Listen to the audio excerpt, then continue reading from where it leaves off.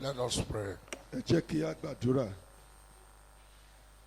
I want you to bow your head and close your eyes and talk to the Lord in prayer that God will help you to hear what you ought to hear.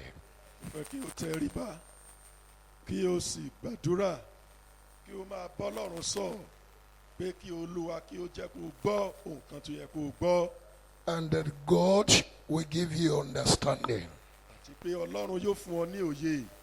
An understanding that will make for your victory and success all throughout your lifetime. Òye èyí tí ó jẹ́ kí o ní àṣeyọrí àti ìṣẹ́gun ní gbogbo ọjọ́ ayé rẹ. In our lives, there are times we have to understand that there are very vital issues of life that can make us to be the man or the woman we ought to be. I think you need to work on my mic. Àkókò kan ó máa ń dé nínú ìgbé ayé ènìyàn tí ó ṣàwárí pé àwọn nǹkan tó jinlẹ̀ tó dára ó máa wà tó ń gbọ́dọ̀ ṣe ìlépa rẹ̀. And so, our Heavenly Father, we thank you this morning. Nítorí náà bàbá wa ọ̀run, a dúpẹ́ lówùúrọ̀ yìí. We're grateful for the way you have been teaching us your word. A dúpẹ́ fún ọ̀nà tí ẹ ti ń gbà kọ́ wa ní ọ̀rọ̀ You rẹ. started with us 6 Wednesday Ẹ nights. ti bẹ̀rẹ̀ pẹ̀lú wa láti ìjẹta. And you have been building us up. Ẹ sì ti ń kọ́ wa bí ilé. You have been building our lives. Ẹ ti ń gbé ayé wa ró. You have been touching our Ẹ ti souls. ń fi ọwọ́ kan ọkàn wa. You have not abandoned us. You have not left us alone. Ẹ ò sì fi wá sílẹ̀ nígbà kan. And this morning, Lówùúrọ̀ yìí, what you have started on Wednesday ohun tí ẹ ti bẹ̀rẹ̀ láti ìjẹta, is continuing this morning. òun náà ló ń tẹ̀síwájú lónìí. Oh Lord, how I pray Olúwa, báwo ni mo ṣe gbàdúrà? that you will consolidate what you have been doing in our life this morning in Jesus' name. Wípé ẹ ó jẹ́ kó lérè àti àkójọpọ̀ ohun tí a ń ṣe lówùúrọ̀ yìí lórúkọ Jésù. I honestly pray this morning Mo gbàdúrà pẹ̀lú ọkàn mi lówùúrọ̀ that yìí. this vital issue of our Bí lives ọ̀ràn tó ṣe pàtàkì inú ayé wa that yìí. is so precious and dear to Èyí us, tó jinlẹ̀ tó sì jẹ́ tó kàn wá that is lọ́gànà. something we cannot do without. Èyí tó ṣe pé a ò lè ṣe ká má bàa pàdé. You will help everyone here this morning Ẹ ń ran ẹnìkọ̀ọ̀kan wa lọ́wọ́ ń bí lówùúrọ̀ to yìí. take this word to heart, Láti mú ọ̀rọ̀ náà láti fi pamọ́ sínú so ọkàn. that at the end of this message, Ṣé lópin ìwàásù yìí? we will have something to go back home and pray about. A ó lo nǹkan tá ó mú relé tá ó gbàdúrà ń pa rẹ̀. Oh Lord, that you will hide me behind the cross, Olúwa pé ó fi mí sí pamọ́ sẹ́yìn àgbélébú. that your voice will be heard this morning. Ohùn yín ni àwọn èèyàn ó gbọ́ You lówùúrọ̀ reach yìí. out into our heart. Ẹ ó sì wá bá ọkàn wa You pàdé. reach out into our Ẹ souls. ó bá àyà wa You reach pàdé. out into our spirits. Ẹ ó sì bá ẹ̀mí wa pàdé. And the things that need to be removed from our lives, you will remove them. Àti pé nǹkan náà tó yẹ kẹ́ mú kúrò nú ayé wa, ẹ ó mú wọn kúrò. And the things we need to settle in our lives, you will help us to settle them. Àti àwọn nǹkan náà tá a gbọ́dọ̀ yanjú bí ọ̀ràn dandan gbọ̀n, a ó sì yanjú Oh wọn. Lord, speak to us this morning. Olúwa, ẹ bá wa sọ̀rọ̀ lówùúrọ̀ yìí. Bless your word in our Ẹ heart. bùkún fún ọ̀rọ̀ yín nínú ọkàn wa. Thank you, Heavenly Ẹ Father. ṣé bàbá wa ọ̀run. In Jesus' name we pray. Ní orúkọ Jésù la gbàdúrà. This morning we're looking at the subject Jezebel's strategic mission. Lówùúrọ̀ yìí, àwọn iṣẹ́ ìránṣẹ́, iṣẹ́ ọ̀nà ẹ̀rọ ti Jésébẹ́lì. And in this conference, I want us to understand that we're going to be led by the Spirit of God. Nínú ìpàdé yìí, mo fẹ́ kó yé wa yìí pé nípa ẹ̀mí Ọlọ́run náà là ń darí wa. As per the teaching of His Word. Nípa ìkọ́ni ọ̀rọ̀ rẹ̀. And we're going to allow God to direct our steps. A ó sì gba Ọlọ́run láàyè láti tọ́ ìpàsẹ̀ ọ̀nà wa. We often will write a message to write what we are going to say. Wípé a ó sì jẹ́ kí àwọn nǹkan iṣẹ́ ìránṣẹ́ náà kó tiẹ̀ sọ pátápátá At tí a ń all gbọ́. the time, messages may not be written down, but written in our hearts. Nígbà mìíràn iṣẹ́ ìránṣẹ́ a lè má kọ sínú ìwé ṣùgbọ́n tó yẹ pé inú ọkàn la ó kọ sí. And all we just do is to allow the Holy Spirit to remind us what He has put in our Ohun hearts. tí a ó ṣe náà ni pé a ó máa gbẹ̀mí Ọlọ́run láàyè láti rántí ohun tí a ti fi sínú ọkàn wa. And that's why this morning for you and I will want you to pray that God will speak to you as I pray that God will speak to me. Èrèdí náà nìyẹn ló rọ̀ yìí pé èmi ò fẹ́ kó o gbàdúrà pé kí Olúwa kí ó bá ọ sọ̀rọ̀ kó bá ọkàn rẹ pàdé nínú ìwàásù bí èmi náà ṣe gbàdúrà bẹ́ẹ̀ The gẹ́gẹ́. reason I say this is for you to avoid a defensive role. Èrèdí tí mo fi ń sọ èyí ni wípé kó o má ṣe wá gbé àga láti dáàbò bo ara rẹ There are people síwájú. that hear the word of God, they are on the defensive. Nígbà táwọn kan bá ń gbọ́rọ̀ Ọlọ́run òní wọ́n ṣe dáṣọ And ìkíni such wọn. people, the word of God will not penetrate into their Kí hearts. ọ̀rọ̀ Ọlọ́run kó má bàa wọnú ọkàn wọn lọ. Because already they are biased, they are in prejudice, and they are not going to get exactly what God wants them to get. Èrèdí ni pé ọkàn wọn ti yapa sọ̀tẹ̀ sí ọ̀rọ̀ Ọlọ́run kò ní jẹ́ kí wọn kí ó gba ohun tó yẹ kí wọ́n rí gbà. And at the other time, some people are too familiar with the word that because of familiarity, little things will pass them. And those little things can bring revolution into their lives. Nígbà mìíràn ẹ̀wẹ̀ ọ̀ràn tí àwọn ẹlòmíràn ni wípé ọ̀rọ̀ Ọlọ́run wọ́n ti di pẹ̀kínpẹ̀kí ọ̀rẹ́ ni wọ́n kòríkòsùn ni wọ́n kì í ka ọ̀rọ̀ Ọlọ́run sí mọ́ bó ṣe pé wọn kì yóò kà á sí nígbà tí ọ̀rọ̀ Ọlọ́run bá ń bọ̀ kékeré inú ọ̀rọ̀ rẹ̀ àti mọ̀ ìyẹn dájú Somebody would say, we have been hearing about Jezebel all along. Ẹnìkan sọ wípé àti ń gbọ́ wàásù lórí Jésébẹ́lì ti pẹ́. What are we going to hear again? La tún fẹ́ gbọ́n pa rẹ̀ mọ́. If you are like that, you do not realize that you have been reading the Bible all along and you continue to read the Bible. Bó bá ṣe pé ìwọ lẹni náà o ṣàwárí pé o ti ń ka Bíbélì náà ti pẹ́. Every word of God is pure. Gbogbo ọ̀rọ̀ Ọlọ́run ló funfun. Every word of God is new and fresh. Gbogbo ọ̀rọ̀ Ọlọ́run mímọ́ àti ọ̀tun ni. I don't want you to cross your mind because you'll be hearing about Jezebel. And at this point in time, there is nothing new under the sun. And therefore you sit in this class and at the end of the day, nothing to take away. Nítorí náà kò fẹ́ kó o dáṣọ ìkélébù ọkàn rẹ kó ṣí ọkàn rẹ payá nítorí pé o lè jókòó bẹ̀lẹ̀ jẹ́ síbẹ̀ ni kó o má gba ọ̀rọ̀ náà kò jẹ́ pé lópin ọjọ́ kò sóhun tó fi ṣàfihàn. So there is a need for me to counsel you. Nítorí náà ó sì ṣeé ṣe wà fún mi láti gbà ọ́ nímọ̀ràn. To surrender your heart. Kí o jọ̀wọ́ ọkàn rẹ. And let the Lord speak to you. Kí o sì gbà kí Ọlọ́run kó bá ọ sọ̀rọ̀. Your Father in heaven. Bàbá rẹ ti ń bẹ lọ́run. Don't try to defend yourself. Má ṣe gbé ara rẹ níjà. Don't be prejudiced already. Má ṣe ní ìyapa ọkàn. Don't feel that this is very familiar. Má sọ wípé èyí ti di gbajúgbajà wa. This morning, Lówùúrọ̀ yìí, I prayed for mo you. gbàdúrà fún ọ. You will hear what God wants you to hear. Ó gbọ́ òkan náà tí Ọlọ́run fẹ́ kó o gbọ́. I prayed for you this Mo morning. gbàdúrà fún ọ lówùúrọ̀ When yìí. you come into a conference like Nígbà this, tó bá wá sí irú ìpàdé bí èyí, you know that you are coming to eat the spiritual ó meal. mọ̀ pé ó ń bọ̀ wá jẹ oúnjẹ ẹ̀mí ni. And you concentrate and allow God to blow you, to break you, and mold you up. Ó sì fẹ́ kí ọkàn rẹ kó ṣe ọ̀kánkán ọ̀rọ̀ náà kí Ọlọ́run kó lè wú ọ palẹ̀ kó tuntun ọmọ. Because already you are in the hand of God. Nítorí pé báyìí o ti wà lọ́wọ́ Ọlọ́run. Sometimes last year or so, when we talk about Jezebel, one of our brethren, I think precisely, Pastor Gama says, sir, you must talk about men Jezebel. Ní ọdún tó kọjá nígbà tí olùṣọ́àgùntàn wàásù nípa Jésébẹ́lì bẹ́ẹ̀ ni ìránṣẹ́ Ọlọ́run Gámà tọ̀ wọ́n wá pé ẹ ti ẹ̀ gbìyànjú kẹ́ sọ̀rọ̀ nípa àwọn ọkùnrin bíi Jésébẹ́lì náà. And this morning, and my son at the faith also wrote me a note and said, Daddy, you know what? This Jezebel is no longer only women. There are men inside.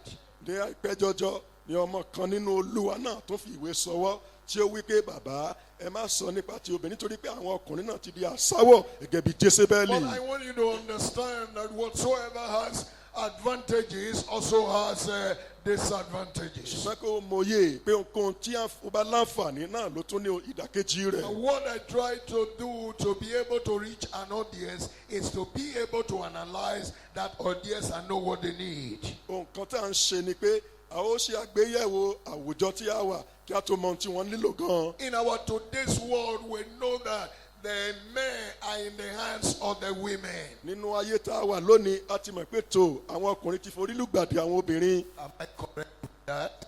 ṣé ìyẹn àjò tọ́ bí? No, answer me, church.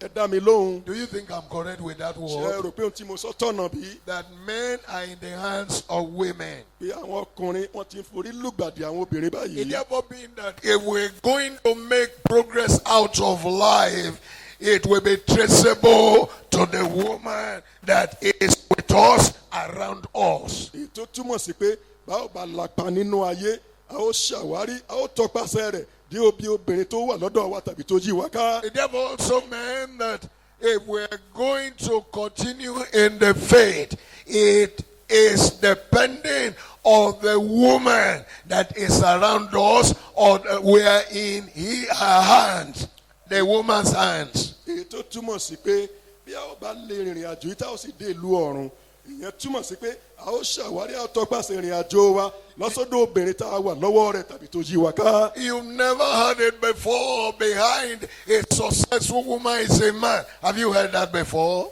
ǹjọ́ àti gbọ́ yẹn tẹ́lẹ̀ pé lẹ́yìn ọkùnrin aláṣeyọrí náà lobìnrin rere wà. What we hear is that behind every successful man, there is a woman.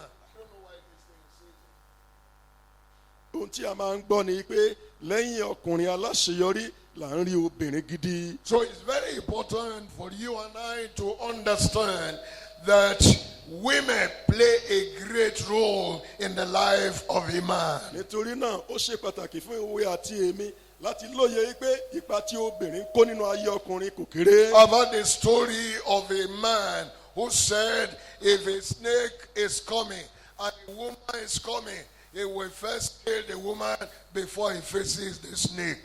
mo ti gbọ́ nípa ìtàn ọkùnrin kan tí ó wí pé bóun bá rédíò tó náà sì tọrọ obìnrin tó ń bọ̀ ó kọ́kọ́ fejò ó lẹ̀ ná ó pa obìnrin kó tó di kó péjò. The reason why he said that is to be able to understand the danger of women. èrèdí tó fi sọ bẹ́ẹ̀ ò ní wípé láti mọyé ewu tóbìnrin lè mú wá sílé. I remember in 1987, mo rántí ní ọdún tí a dárúkọ sẹ́yìn I yìí was in Benin mo wà ní ìlú Benin when they were carrying Anini to go and, kill. They were going to, how do you put it now? Execute. ní ìlú Benin nígbà náà ni mo wà nígbà tí wọ́n mú ògbóǹtagì olè ní Anini tí wọ́n fẹ́ lọ yẹgi fún. And the whole nation was terrorized by Anini that time. gbogbo orílẹ̀-èdè náà ni ìjì Anini dà láàmú. And the government had to put a price on whosoever would be able to catch Anini. bẹ́ẹ̀ ni ìjọba gbowó ńlá kalẹ̀ pé ẹni tó bá ti rí Anini mú tó kó gbowó náà kó máa lọ. At that time, it was very the whole nation were panicking. When you are in Meduguri, or you are in Kano, or you are in Delta, Anini everywhere. nígbà náà ọ̀rọ̀ náà burú jáì tó yẹ pé àwọn èlò wọn ò lè forí lé sùkásùn ẹ pé bó bá ti gbúrò ẹ̀ ní Maiduguri ó gbúrò ẹ̀ ní Kano. You may see Anini here now. The next time you will see him in Lagos. ó bá rá níní níbi tá a wà yìí. You may see him in Lagos now. Another time you will see him in Abuja. nígbà tó fi ṣẹ́jú pẹ́ Anini ti wà lẹ́kọ̀ọ́ ó tún ti dé ìlú Àbújá. And no one could catch up with him. kò sì sẹ́ni náà tó lè gba Anini mú. Nobody could understand the role and how he kò moves. sẹ́nìkan tó mọ pàṣẹ olè rẹ̀ tọ̀ lórí àpáta. The men tried. àwọn ọkùnrin The gbìyànjú. government tried. ìjọba sápá tiẹ̀. Everyone gbogbo tried. ènìyàn ló gbìyànjú. Everyone that tried failed. gbogbo àwọn tó gbìyànjú ni wọ́n kùnà. Except one person. afẹ́nìkan ṣoṣo. And who is that person? ta lẹni náà. A woman. obìnrin kan. A woman. obìnrin kan. A woman. obìnrin kan. Why is it that men not fish out Anini? Why? èrè ìdí táwọn ọkùnrin ò sì lè gbá níní mú. It therefore means that there is something that a woman is carrying that man is looking for. ó wá jẹ́ pé nǹkan kan wà tọkùnrin gbé lọ́wọ́ tóbìnrin ń retí. Which whether you like it or not, you will come. tó jẹ́ wípé ó mọ̀ pé bó o fẹ́ bó o kọ̀ ó tọ̀ ń wá. Am I in your shoes this ṣé morning? mo wá ń sọ tó bá rárá mu. Nobody could get Anini. kò sẹ́ni tó torí anínígbámú. When they eventually caught him was he walked there where he was with his girlfriend. ibi tí wọ́n ti gbani ní mú òun náà nílé ìtura níbi tó ti wà pẹ̀lú olólùfẹ́ ìkọ̀kọ̀ rẹ̀. And it was that woman that used sign to tell the police he is here. obìnrin kan náà olólùfẹ́ ìkọ̀kọ̀ yìí náà ló sàmì sí àwọn ọlọ́pàá wípé ó wà ń bí. Because the police didn't know him. nítorí pé àwọn ọlọ́pàá ò tiẹ̀ dámọ̀. And then he passed the police. They met the girlfriend. He said, "Where is he? Passed you on the road. He passed you. Follow." àwọn agbófinró wọlé wá wọn anílítọ́ asọ́dà ó ti kọjá lẹ́gbẹ̀ẹ́ yín ẹ tẹ̀lé ẹ ó gbà mú lọ́nà. And that's how Anini was caught. bí a ṣe gba anínímú rèé. There is tremendous power in the hand of a woman. agbára ńlá wà lọ́wọ́ obìnrin. There's great power in the hand of women. agbára tó tágbára ó wà lọ́wọ́ obìnrin. If you and I don't want to face reality, then it will be a prayer. àfi tá a bá fẹ́ sòótọ́ fúnra wa la fi lè jẹ́ If we ìjẹ́. don't want to face reality, tá a bá fẹ́ sòótọ́ fúnra wa. it's very difficult to hear it is that man that put down the woman. It's very difficult to hear that. kì í sábà ṣẹlẹ̀ kan sọ wípé ọkùnrin yẹn náà ló já obìnrin yẹn mú sílẹ̀. I don't know how many times I've heard it is that man that put down that woman. mo mọ iye àkókò tèmi ti gbọ́ tí wọ́n sọ pé ọkùnrin ọ̀kan ni náà ló fa obìnrin yìí lulẹ̀. But what you will hear is that woman there that brought down that man. ṣùgbọ́n tá a máa ń gbọ́ lemọ́lemọ́ ní pé obìnrin yẹn òun náà ló fa ọkùnrin yẹn wálẹ̀. I was in a church. ó wà nínú ìjọ. The pastor that was there before committed adultery. They removed him. olùṣọ́àgùntàn tó wà ń bẹ̀ tẹ́lẹ̀ ó dẹ́ṣẹ̀ panṣágà wọ́n mú kúrò. And then another pastor was sent to that place again, and he committed adultery, and the church removed him. ẹyọ ń gbé olùṣọ́àgùntàn mìíràn lọ sínú ìjọ ìkan náà òun náà dẹ́ṣẹ̀ panṣágà wọ́n yọ kúrò. And they now look around and they say, "Who are we going to send to this hot spot?" wọ́n wá wò yíká wọ́n wò gàrà pé tá a láàrán síbi tó gbóná jọjọ yìí. And they say, "Okay, let's send Brother Jerry wọ́n there." sọ pé ẹ jẹ́ ká ran arákùnrin Jerry lọ síbẹ̀. And I got to that place. nígbà tí wọ́n débẹ̀ The same temptation, ìdánwò yìí kan náà the same woman obìnrin yìí kan náà that have been bringing them down one by one èyí tó ti ń já wọn bọ́lẹ̀ ní also kọ̀ọ̀kan. came to bring me down. àwọn ọba ti lé yóò gbé wọn já wọn bọ́lẹ̀. Except that the grace of God was with me. àfihàn tí kì í bá ṣe orí ọ̀fẹ́ ọlọ́run tó wà pẹ̀lú wọn. Except that I wanted to cooperate with the Holy tí Ghost. kì í bá ṣe pé wọ́n fọwọ́sowọ́pọ̀ pẹ̀lú ẹ̀mí mímọ́. Except that I remember where I'm coming from. tí kì í bá ṣe pé wọ́n rántí ibi tí wọ́n ti ń bọ̀. That over the years I've been building this skyscraper, this mansion, and it must not crumble overnight. pé láti ọdún pípọ̀ yìí wá ó ní mo ti ń kọ́ ilé ńlá gàgàrà àwòṣífìlà tí ò sì gbọ́dọ̀ wó rárá. And this woman does all that she needs to do to capture me. bẹ́ẹ̀ ni obìnrin ṣe gbogbo tó wà ní ìkáwọ́ rẹ̀ láti gbá wọn mú. He had brought down one before. ó ti mú kan wálẹ̀ She had tẹ́lẹ̀ brought another one ó ti down. gbé kan náà ṣubú And nísìnyí. she fed this young promising child. This one is very easy because the other people are more elderly than myself. ìwé ọkùnrin ọmọdé dòjòló ẹlẹ́dẹ̀ tútù yìí ó rọrùn fún un nítorí pé then- àwọn tó ń gbé ṣubú tẹ́lẹ̀ àgbàlagbà ni wọ́n. You hardly can hear that a man brought down a woman. nítorí náà o ò ní sábà gbọ́n gbọ́ pé So obìnrin you mú can ọkùnrin wálẹ̀. understand the reason why we are emphasizing on women. Èrè- Am I in your shoes? èrè ìdí nìyẹn tí a fi ń sọ lásọ̀tán èrè pé obìnrin ló ń sábà máa gbé ọkùnrin ṣubú. Oh yes, I'm not unaware that there are men there kì í ṣe pé wọn ò ṣaláìmọ̀ pọ́kùnrin náà wà ń bẹ̀. who are great temptations to women. tí wọ́n jẹ́ ìdẹ̀wò ńlá sí obìnrin. This is more to ministers of the gospel as well as Christians in general. eléyìí ló fẹjúmọ́ àwọn ìránṣẹ́ ọlọ́run lọ́pọ̀lọpọ̀ ju àwọn ọmọ ọlọ́run lọ. I've come across a lady that a man put into problem.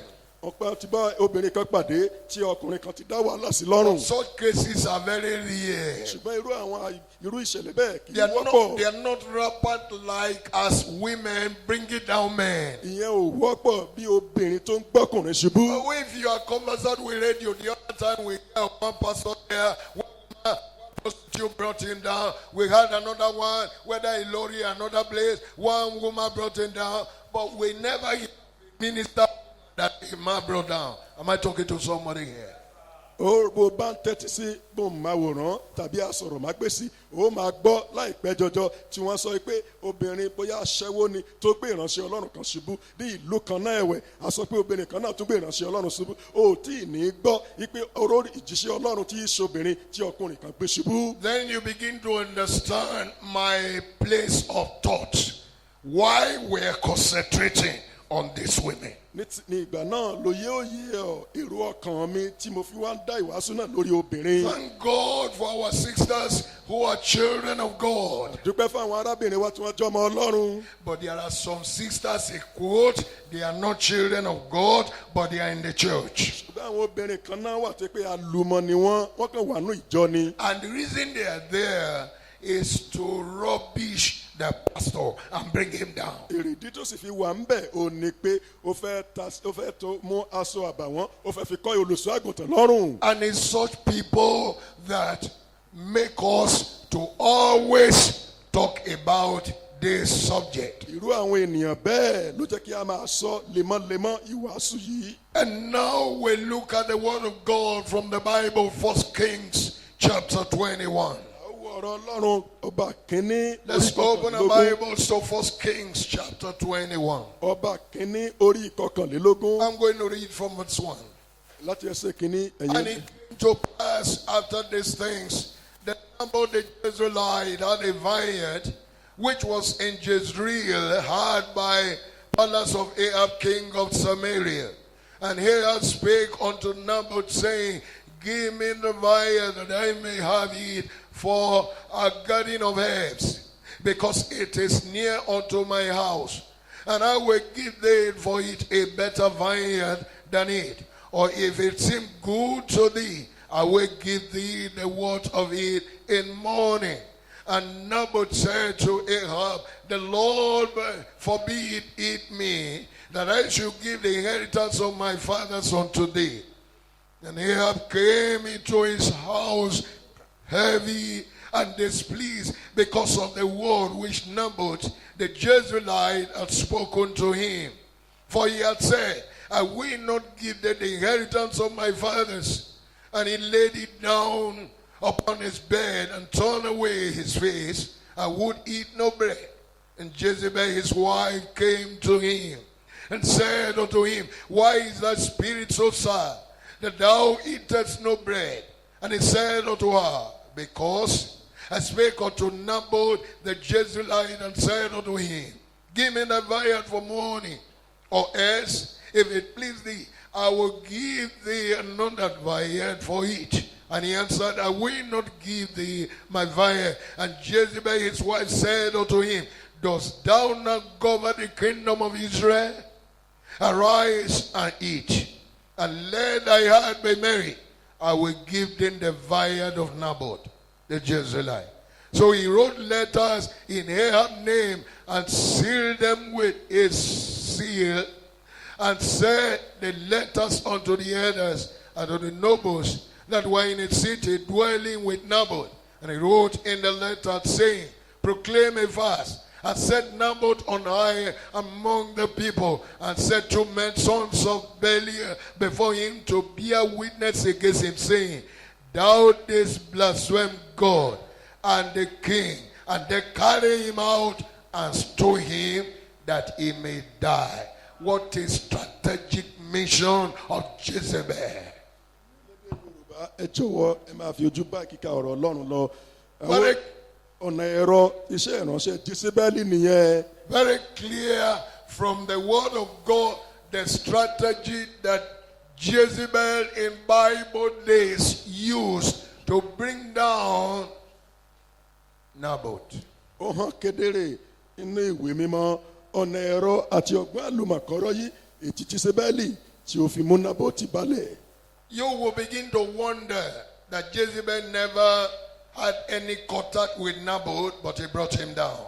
yóò yà ọ́ lẹ́nu wípé Jésébẹ́lì kì í ṣọ̀rẹ́ Nábótì ṣùgbọ́n owó jẹ́ Nábótì palẹ̀. It was not a question of argument. You and I getting into argument or debate. By that, I brought you down. No, it was a kind of strategic, intelligent mission.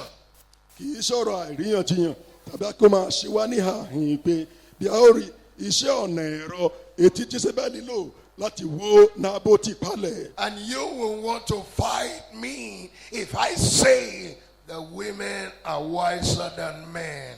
Ó sì fẹ́ bá mi jà nígbà bá gbọ́ tí n sọ pé àwọn obìnrin wọ́n gbọ́n ṣáṣá ju àwọn ọkùnrin lọ. Because I understand that they play their game very clearly. Nítorí pé mo mọ̀ wípé àwọn nǹkan ewu wọ̀nyí ló ń bọ̀. Men are yaya people. Àwọn ọkùnrin tí wọ́n kò jú pé kí a ṣe bí When ẹni a ọkàn wọn ti woman rí. wants to get you, he calculates. Nígbà tí obìnrin bá fẹ́ gbá ọmọ yóò ṣèṣirò tó pé. A woman told my boss for 20 years, I've been trailing you. Obìnrin kan sọ fún ọ̀gá àwọn ìgbà kan rí pé láti 20 ọdún sẹ́yìn ló ti ń tọpasẹ̀ rẹ̀. 20 years a woman trailing a man. 20 ọdún fóbìnrin kan ṣoṣo kó máa lépa ọkùnrin. If it was a man, he would say there are many women I will go and look for.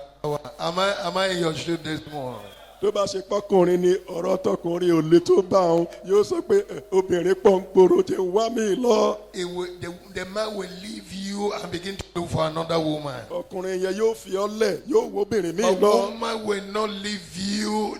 She will trade you until she gets you. Ṣùgbọ́n tó bá ṣe tobìnrin ni ọ̀rọ̀ dandan gbọ̀n orí ọtí lè ṣe kú sí ni And tiwọn. that's the reason why you have to sit on an edge to hear this word this morning. Ìdí nìyẹn tó fi tẹ́tí bẹ́lẹ̀ jẹ́ tó jókòó dáadáa láti gbọ́rọ̀ náà lówùúrọ̀ The yìí. messages you relax to listen to. Àwọn ìwàásù kan wà tó gbẹ́sẹ̀ lẹ́sẹ̀ láti gbọ́. There are messages you have to sit on one of your bubble and be very calculated so that you will not miss anything. Àwọn ìwàásù kan wà tó yẹ pé awẹ́ ìdí kan ló fi jókòó tó tẹ́tí bẹ́lẹ̀ jẹ́ kó má bàa ṣe pàdánù ẹ̀. And that's exactly where we are this morning. Ibi tí a wà gan lówùúrọ̀ yìí nìyẹn. That you and I must understand that there is a message of deliverance from ministers of the gospel and children of God from the hands of Jezebel. Ìpè iṣẹ́ ìránṣẹ́ ìdáǹdè wà tó hàn kedere fún àwọn ìránṣẹ́ Ọlọ́run àti àwọn ọmọ Ọlọ́run lápapọ̀. What was causing the problem? Kí ló ń fa wàhálà?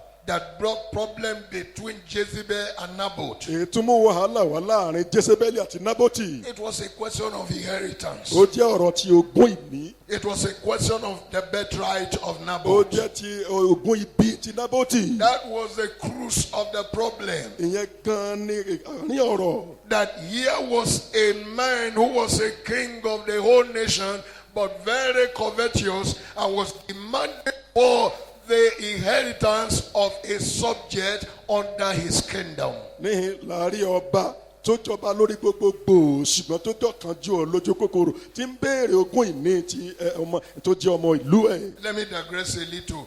Don't use your position to oppress other people. Jẹ́ kí n sọ èyí náà kí n yẹ̀bá díẹ̀ má ṣe lo ipò rẹ láti máa jẹ ẹlòmíràn níyà. He felt he was a king. Ó rò pé ọba lòun. And by that, he could make sure that everyone under him, whatsoever he needed, whether belongs to him or not, he could pick it. Nítorí pé ọba ó bá lórí ohun gbogbo ni ìpè òun lè yan àwọn ẹlòmíràn náà jẹ pẹ̀lú. And here was the Naboth, Èyí lábó ti wá. one of the, indigens of heaven, I will put it.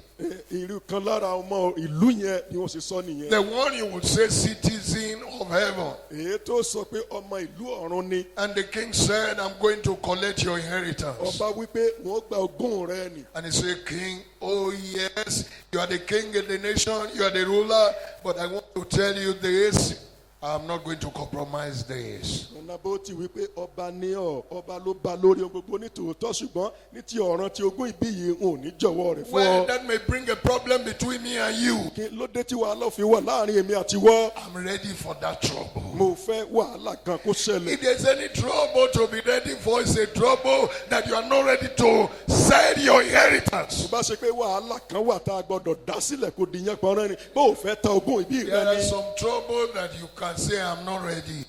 àwọn wàhálà kan wá tó ṣe pé ẹ jọ̀wọ́ òun ò ṣe tán. The trouble like the one Pastor Gamma came through and he removed his shoes. That's a trouble you can avoid. èrò wàhálà yánpọnyánrin tí olùṣọ́àgùntàn Gámà sọ pé tó ẹ máa mú bàtà mi But lọ there's a trouble you àlùfíìlẹ̀. will put your neck inside. ṣùgbọ́n ìkan wà tó There's a trouble you forí put your rẹ heart sílẹ̀ inside. ìkan wà tó fọkàn rẹ There's sílẹ̀ a fún. trouble you are ready to die for. ìwàhálà kan wà tó ṣe tán àti kúlé lórí. And that's exactly what.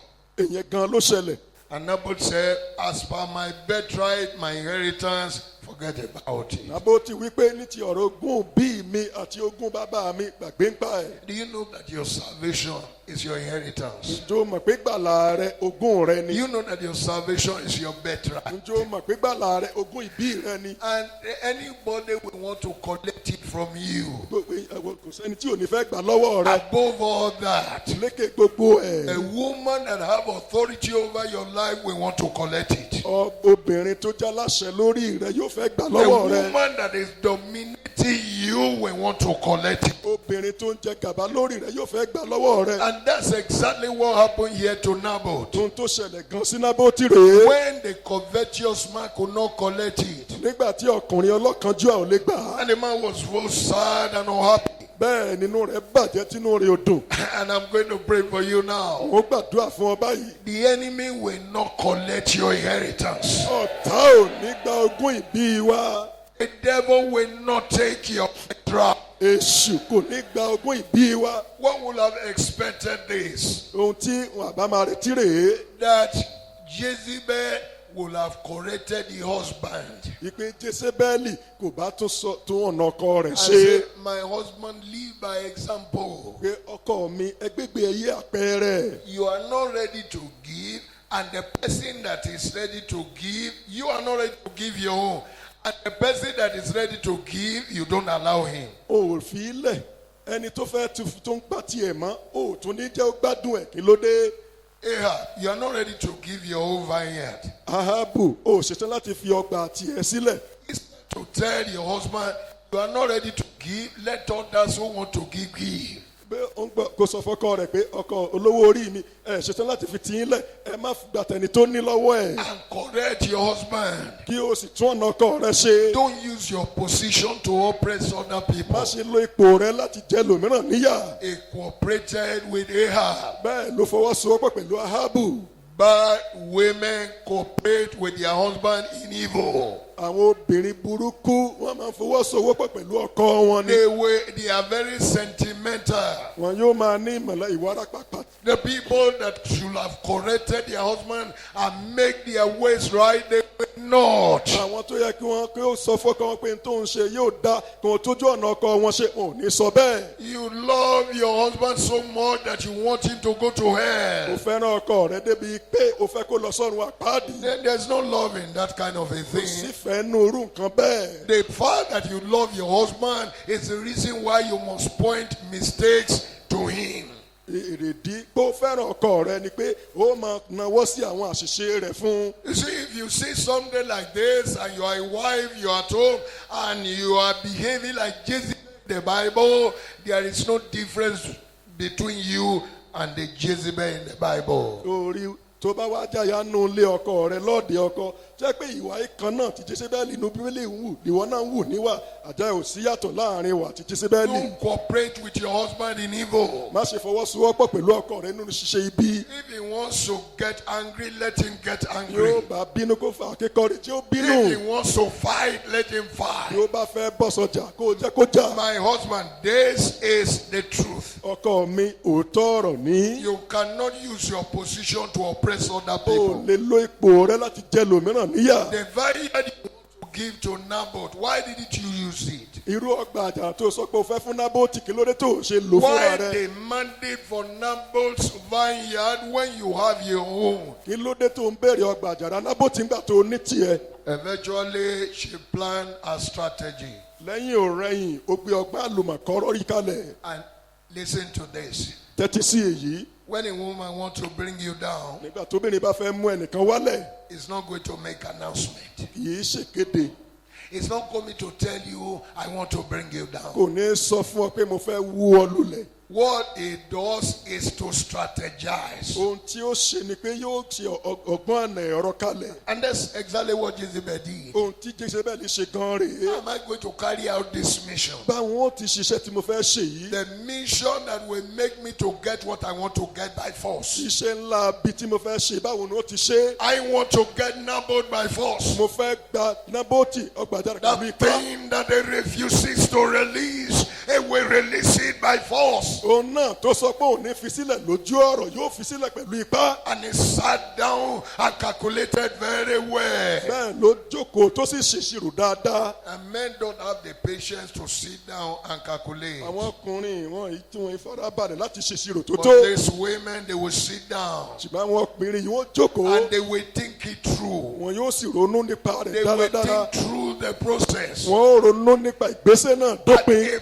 particular stage, this is what I will do. ní ìpele kan wọn yóò sọ pé ohun tí wọ́n ṣe rèé. At a point in time, this is what I will do. lákòókò kan ohun tí wọ́n tún ṣe rèé. And at the end of the day, lópin ọjọ́ the man will be telling stories. ọkùnrin náà yóò bẹ̀rẹ̀ sí ní sọ̀tàn. So he planned and set up Naboth. ó gbèrò ó sì ṣètò ó sì gbé ìgbìmọ̀ ńlá kalẹ̀. Hear this now. ìwọ gbọ́ yìí o. All the females,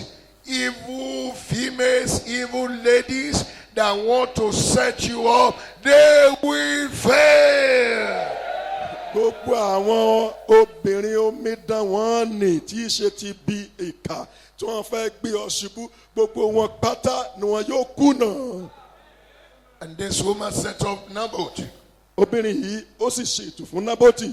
And then, Naboth, not knowing that there's great danger because he never saw Jezebel.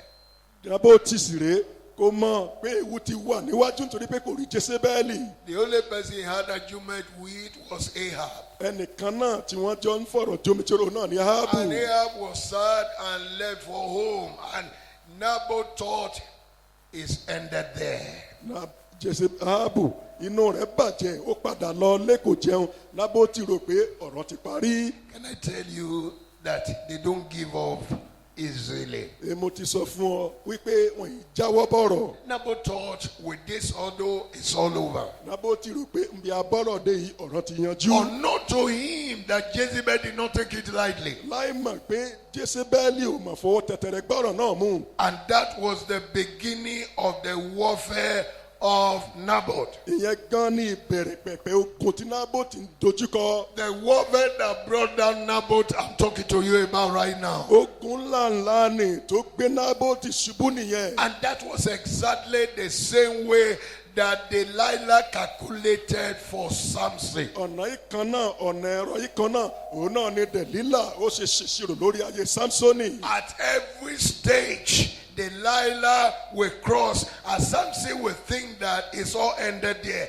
Delilah will bring another stage. nígbà tó bá gbọ́rọ̀ kalẹ̀ tí wọ́n yanjú ìyẹn Sámsónì ó sọ pé tó ọ̀rọ̀ ti yanjú kò ní mọ̀ pé Jésébẹ́lì yóò tún wọ́nà yóò gbé mi kalẹ̀. From one point in time to another point in time, and that's how Samson was crossing and crossing until he got to the last stage of his exam. láti ọjọ́ ìbẹ̀rẹ̀ ló ti ń kọjá ní ìpele kan sí ìpele mìíràn ìpele kan sí ìpele mìíràn títí tí ó fi dásẹ̀ wọnú kòtò tó gbẹ̀mí ẹ̀. Some ministers are in the first stage of their exam. àwọn ìránṣẹ́ Ọlọ́run kan rèé tí wọ́n wà ní ìbẹ̀rẹ̀pẹ̀ ìdánwò wọn. Like the dramatized way of Pastor Gama this morning. Some ministers are in the second stage of their exam. gẹ́gẹ́ bí olùṣọ́ àgùntàn Gámà tí wọ́n ti ṣeré eré ìtàgé náà fún wa wípé àwọn ìránṣẹ́ Ọlọ́run mìíràn wọ́n wà ní ìpele kejì ìdẹ́wò. And some are in the last stage. àwọn kan wọ́n sì wà ní òpin ìdẹ́wò. And you begin to understand, you think because you are past the first stage, you are going to pass the last stage, there is no guarantee. ó sì gbọ́dọ̀ yí ọ pé nítorí pé o ṣàṣeyọrí oyege àkọ́kọ́ kò túmọ̀ sí pé oyege tó tẹ̀lé. The trap that Delilah set for Samson, àpàkúté tí Dèlílà tí ó dẹ fún Sámsónì. he escaped the first trap. ó la àkọ́kọ́ kọjá. Samson escaped the second trap. bẹ́ẹ̀ ni Sámsónì ó tún tọkọ la ìkejì kọjá. And when he got to the last trap, ṣùgbọ́n gbọ́ débi pàkúté ìgbẹ̀yìn. the woman had perfected her plans. èjì obìnrin yẹn ti ṣiṣẹ́ àṣepé rẹ̀. Oh, I thought you said that you love me. mo rò pé o sọ pé o fẹ́ràn mi. And love is not in words. ìfẹ́ yìí ṣe ọ̀rọ̀. Love is in practice. ìfẹ́ wà nínú ìṣe. Surely, if you say that you love me, nítòótọ́ o bá sọ pé o fẹ́ràn mi. let me see it in your life. jẹ́ kí n rí inú ayé Show rẹ̀. it to me right fi now hàn mí báyìí. that I will know actually you love me. tí wọ́n fi mọ̀ pé dájúdájú o fẹ́ràn mi. And there was the last, what do you call it, that break the camel's back. ìyẹn gan wá ní ọ̀pá ìgbẹ̀yìn tí fúlàní fi dàgbà màlúù rẹ̀. And Samson began to pour out everything in him. bẹ́ẹ̀ ni samsoni bẹ̀rẹ̀ sí ní sọ̀rọ̀ tó tu gbogbo ọkàn rẹ̀ jáde. And here was a Nazarite. èsì jẹ́ násìrì ọlọ́run. You say that you will not crumble. ó sọ pé ò ní ṣubú. You say, I made up my mind. ó sọ pé mo ti ṣèpinnu ọkàn mi. Samson also made up his mind. samsoni náà pinnu ọkàn rẹ̀. But he couldn't get to the last stage. ṣùgbọ́n kò dé ilé ìlépa tó gbẹ̀yìn. How do I know he made up his mind? n kò mọ̀ bóyá o ti ṣèpinnu. In the first stage, he crossed. lákọ̀ọ́kọ́ ó ré kọjá. In the second stage, he did what? He crossed. ìpele kejì ó ré kọjá. But in the last stage, ṣùgbọ́n ìpele tó kẹ́yìn. the legs were shaking. bẹ́ẹ̀ ni ẹsẹ̀ rẹ̀ ń gbọ̀n. He was now fidgeting. bẹ́ẹ̀ lẹ̀ ló ti wá ń gbọ̀n tẹ́rù And ń it bà. was now, the thing was entering him little by little. bẹ́ẹ̀ nìkan náà ń wọnú ọkàn rẹ̀ lọ díẹ̀díẹ̀. At the last stage, he relaxed. lópin ìrìn àjò ó ju ọwọ́ sílẹ̀. This warfare of women against your life, ogun obìnrin tá à ń sọ yìí nínú ayé which ènìyàn. you don't see, èyí tó rí and it's going on, tó sì ń lọ and you are just a minister of the gospel, tó sì wọ́n sì jẹ́ ìránṣẹ́ ọlọ́run. and you don't know that the devil knows your weakness. tí o sì mọ̀ pé èṣù kúkú mọ ibi You tó tó don't kù know that díẹ̀ the sí. devil knows where he can capture ó ti you. mọ ibi tó ń ti lè gbá ọ mú. He knows he couldn't capture you in money. ó mọ̀ pé ò lè fowó gbá ọ mú. He knows he couldn't capture you in smoking and drinking. ó mọ̀ pé ò lè fọtí àti The sìgá gbá ọ devil mú. knows he couldn't capture you by stealing. ó sì mọ̀ pé ò lè fi ìjì nìkan gbé He gbá ọ mú. knows where he can catch you. ṣùgbọ́n ó mọ ó bí tí wọ́n ti gbá ọ mú. And he have been cooking it and cooking it and cooking it. bẹ́ẹ̀ ló gbé kaná tó sì ń gbà lórí iná. And the woman will be coming little by little. bẹ́ẹ̀ ni obìnrin náà yóò máa súnmọ́ díẹ̀díẹ̀. And this fellow can be in the choir. ó sì lè jẹ́ ọmọ akọrin ni. This fellow can be a member of the church. ó sì lè jẹ́ ọmọ ìjọ ni. And this fellow can be very, very active. bẹ́ẹ̀ ló sì lè jáfáfá. This fellow can be so committed. obìnrin náà lè jẹ́ tó farajì. If we are not sensitive báwo enough, báwo bá jẹ́ni tó ń kíyèsílẹ̀. if you are not sensitive enough, tó o kì í kíyèsílẹ̀. and your spiritual antenna, they are not up, tí agbáhùn o tẹ̀mí rẹ tí o your mú spiritual yányán. antenna, tí agbáhùn kan ẹ̀mí rẹ ò mú yányán. that will decode the spiritual terrain at that moment. èyí tí ó lè sọ bí ilẹ̀ ẹ̀mí tó ń tẹ̀ bó ṣe rí. Will put rope on your neck. wọn yóò fi okùn sọ́rùn rẹ. And once that rope enter your neck, nígbà tó kùn náà bá ti wọ́rùn rẹ. there is no amount of speaking in tongues that will bring you kò out. sí iye ìfèdèfọ̀ tí ó gbé ọ jáde. There is no amount of fasting and prayer that will bring you kò out. sí irú àwẹ̀ àti àdúrà tí ó gbé ọ jáde. Point in time you need deliverance from another person. lákòókò náà o nílò ìdáǹdè ìtúsílẹ̀ lọ́dọ̀ ẹlòmíràn. Am I talking to somebody here? ṣé máa This? ń bẹ nìkan sọ̀rọ̀ bí lówùrọ̀ yìí. When they come in like that in a very subtle way, nígbà tí wọ́n bá ń bọ̀ lọ́nà àlùmọ̀kọ́rọ́ yí bẹ́ẹ̀. you are not sensitive enough. tó o sì wá tẹni tó ń fara sí tó ń That tójú mọ́lẹ̀. something is coming gradually. pé nǹkan kan ń bọ̀ díẹ̀díẹ̀. And the thing is coming, it's like you are sitting on a gum of a keg of gunpowder. tó sì dàbí ẹni pé tó ibi tó jókòó sí ibi ohun tí ó bú gbàmù bí ìbọn And ni. at long run, it will explode. lópin ọjọ́ yóò bú gbàmù. And when it explodes, nígbà tó bá bú gbàmù. the whole world will hear about gbogbo it. ayé ni ó gbọ́n pa rẹ̀. Everybody in the church will hear about gbogbo it. èèyàn nú ìjọ ni ó gbọ́n pa rẹ̀. And the colleague ministers will hear about it. àwọn ẹlẹgbẹ́ nínú iṣẹ́ ìránṣẹ́ yóò gbọ́n pa rẹ̀. Oh, we thought it was on ó sì fire. pé ṣe bá ti ẹ̀rú bẹ́ni tó níná nú ni. The Bible says, Maybe an we pay- adulteress will held for a precious soul. Onípanṣágẹ́ obìnrin yóò máa lépa ọkàn tó ṣe pàtàkì. Don't believe it as if nothing is happening. Má ṣe máa gbégbé ayé rẹ bí ẹni pé kò sí ohun tí ó ṣẹlẹ̀. Because you have not seen any woman now around you. Nítorí pé o ti rí àwọn obìnrin tó yí ọ ká báyìí. You relax. O ti wá ju owó I sílẹ̀. think that nothing is happening anywhere. Kò sí ohun tí ó ṣẹlẹ̀ níbi kankan. But the devil will shock you. Ṣùgbọ́n èṣù yóò yà ọ́ lẹ́nu. When he brings out what he has been planning for more than 10 years against you. Nígbà tó bá mọ ohun tó ti ń gbèrò tó ń ṣèṣirò ló fún ọdún mẹ́ta Just to sẹ́yìn. ensure that he block and pull you down. Pé tó fẹ́ rí dájú pé òun gbé ọ ṣubú òun gbé ọ lulẹ̀. Don't wait for the battle to start before you begin to pray. Má jẹ́ kó gun owó lédè kó o tó gbàdúrà. Don't wait until you see in days in Jezebel before you begin to pray. Má ṣe dúró dégbà tó rí pé Jésébẹ́lì rè kó o tó gbàdúrà. Don't wait until you enter into the one front of spiritual war before you begin to pray. Má ṣe dúró dégbà tó dénú gogun gbígbóná tẹ̀mí kó o tó gbàdúrà. As the devil is cooking up something for the past 10 years. Bí èṣù ti ń gbé nǹkan kan náà fún ọdún mẹ́wàá sẹ́yìn. With the jawbone of an ass. Pẹ̀lú ipá ti The Bible kẹ́tẹ́kẹ́tẹ́. says that Samson brought down and slew 1,000 people. Ìbéèrè wípé pẹ̀lú ẹ̀gún ẹ̀rẹ̀kẹ́ kẹ́tẹ́kẹ́tẹ́ bẹ́ẹ̀ ló pa ẹgbẹ̀rún. 1,000 people. Àwọn ènìyàn gbé bí ẹgbẹ̀rún. Hear me and hear me well. Ìwọ tẹ́tí bẹ́ẹ̀ lè jẹ́ kó o gbọ́ mi. A single night with God will cancel 10 years plan of the devil. Àdúrà òru ọjọ́ kan òun náà ni ó fagilé gbogbo ìṣètò tèṣù ọdún mẹ́wàá. You didn't hear me O now. gbọ́ nǹkan tí mo sọ báyìí. 10 years plan of the devil. Gbogbo ìṣètò ọdún mẹ́wàá tèṣù. To use a woman to destroy you. Láti mú kóbìnrin kó pa ọrùn. A single night. Àṣálẹ́ ọjọ́ kan. That's when you know what you are doing. Èyí tó fi máa tó ń ṣe nìyẹn. That's when you know what you are praying. Bó ṣe máa tó àdúrà tó ń gbà nìyẹn. That's why we cannot do without the fire, ladies and gentlemen. Ìdí ni ẹ̀ta òfin lè ṣe gbégbé ayé wa láìsí náà. Friends, that's why we cannot do without the fire. Ọ̀rẹ́ ìrètí àfi lè gbégbé ayé wa láìsí náà A nìyẹn. single night of your life can cancel 20 years project of the devil against you. Ìṣiṣẹ́ òru alẹ́ ọjọ́ kan ó lè fagilé kó dáná sun gbogbo ìṣètò ìṣù ọdún mẹ́wàá. And that's why you must not play with these warfare prayers. Èrèdí nìyẹn tó fi gbọ́dọ̀ fi ọwọ́ tẹ̀tẹ̀rẹ̀ mú àdúrà ìgbàdógún lọ́wọ́. Listen to me good.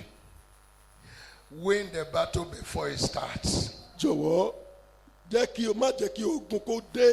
Ìwọ ni kó gbógun lọ kó tó di gbógun ó wọlé. You didn't hear me right now. Ìwọ gbọ́ mi dáadáa báyìí. Give me your heart. Fi ọkàn fún mi lọ́kàn rẹ. Give me your ears. Fún mi létí rẹ. You know what I say? O mọ tí mo sọ.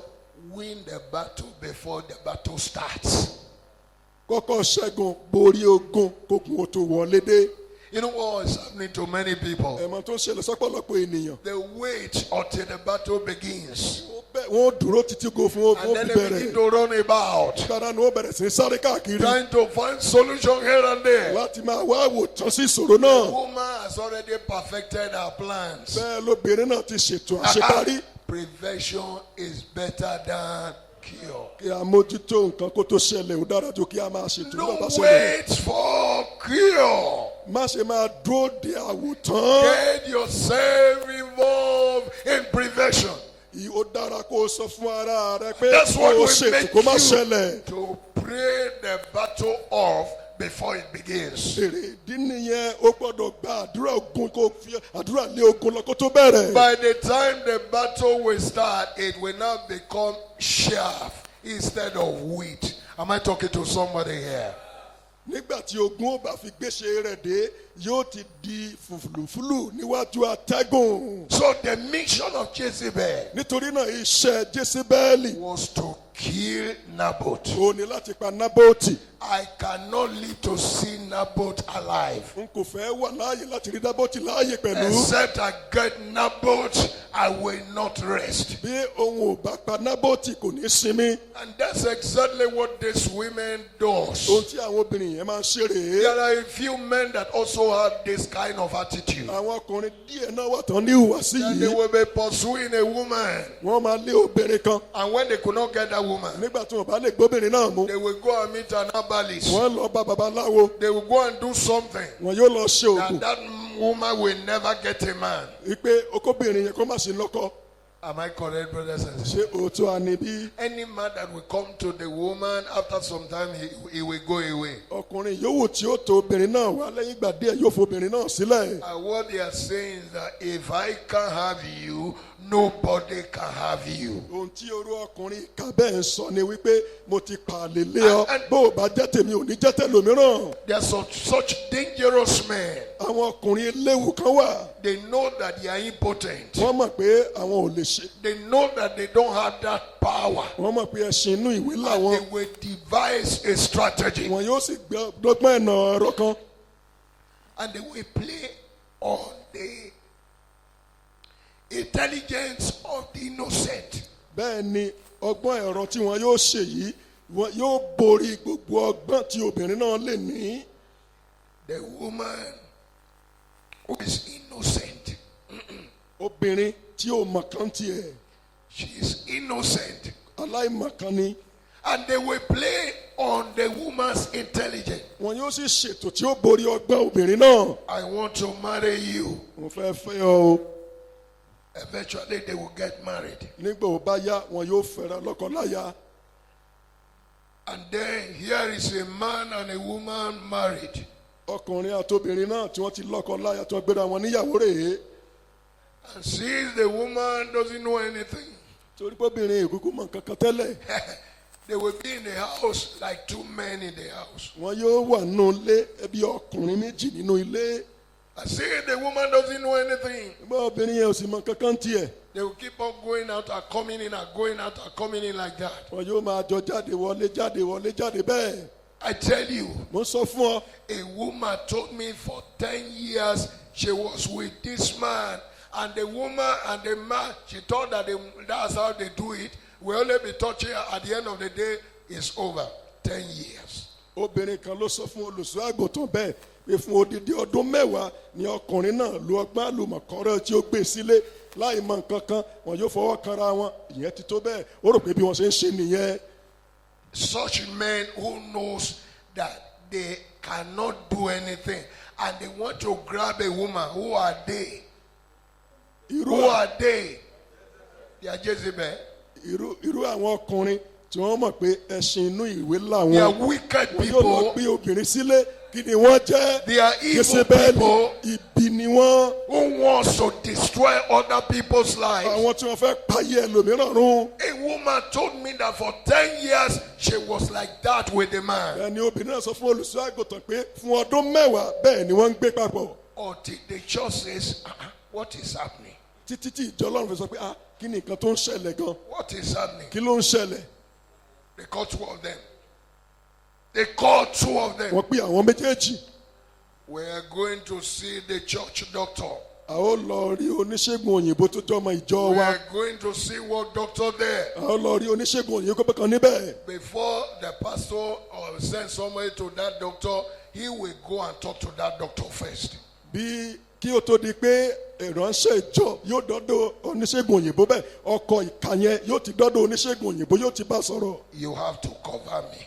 O gbọ́dọ̀ dáàbò bò mí o. He has seen a captive, a prey that knows nothing. O ti rí ìgbèkùn tí o gbọ́dọ̀ lọ lọ́wọ́ rẹ̀. You have to cover me. O gbọ́dọ̀ dáṣọ bò mí. You have to cover me. O gbọ́dọ̀ dáṣọ bò mí. And that's what was going on for 10 years. O tó ń ṣẹlẹ̀ nìyẹn fún ọdún mẹ́wàá. Until one pastor who was full of fire Etí olùṣọ́àgùntàn kan tó kó fún iná. came aboard Ó wá dé.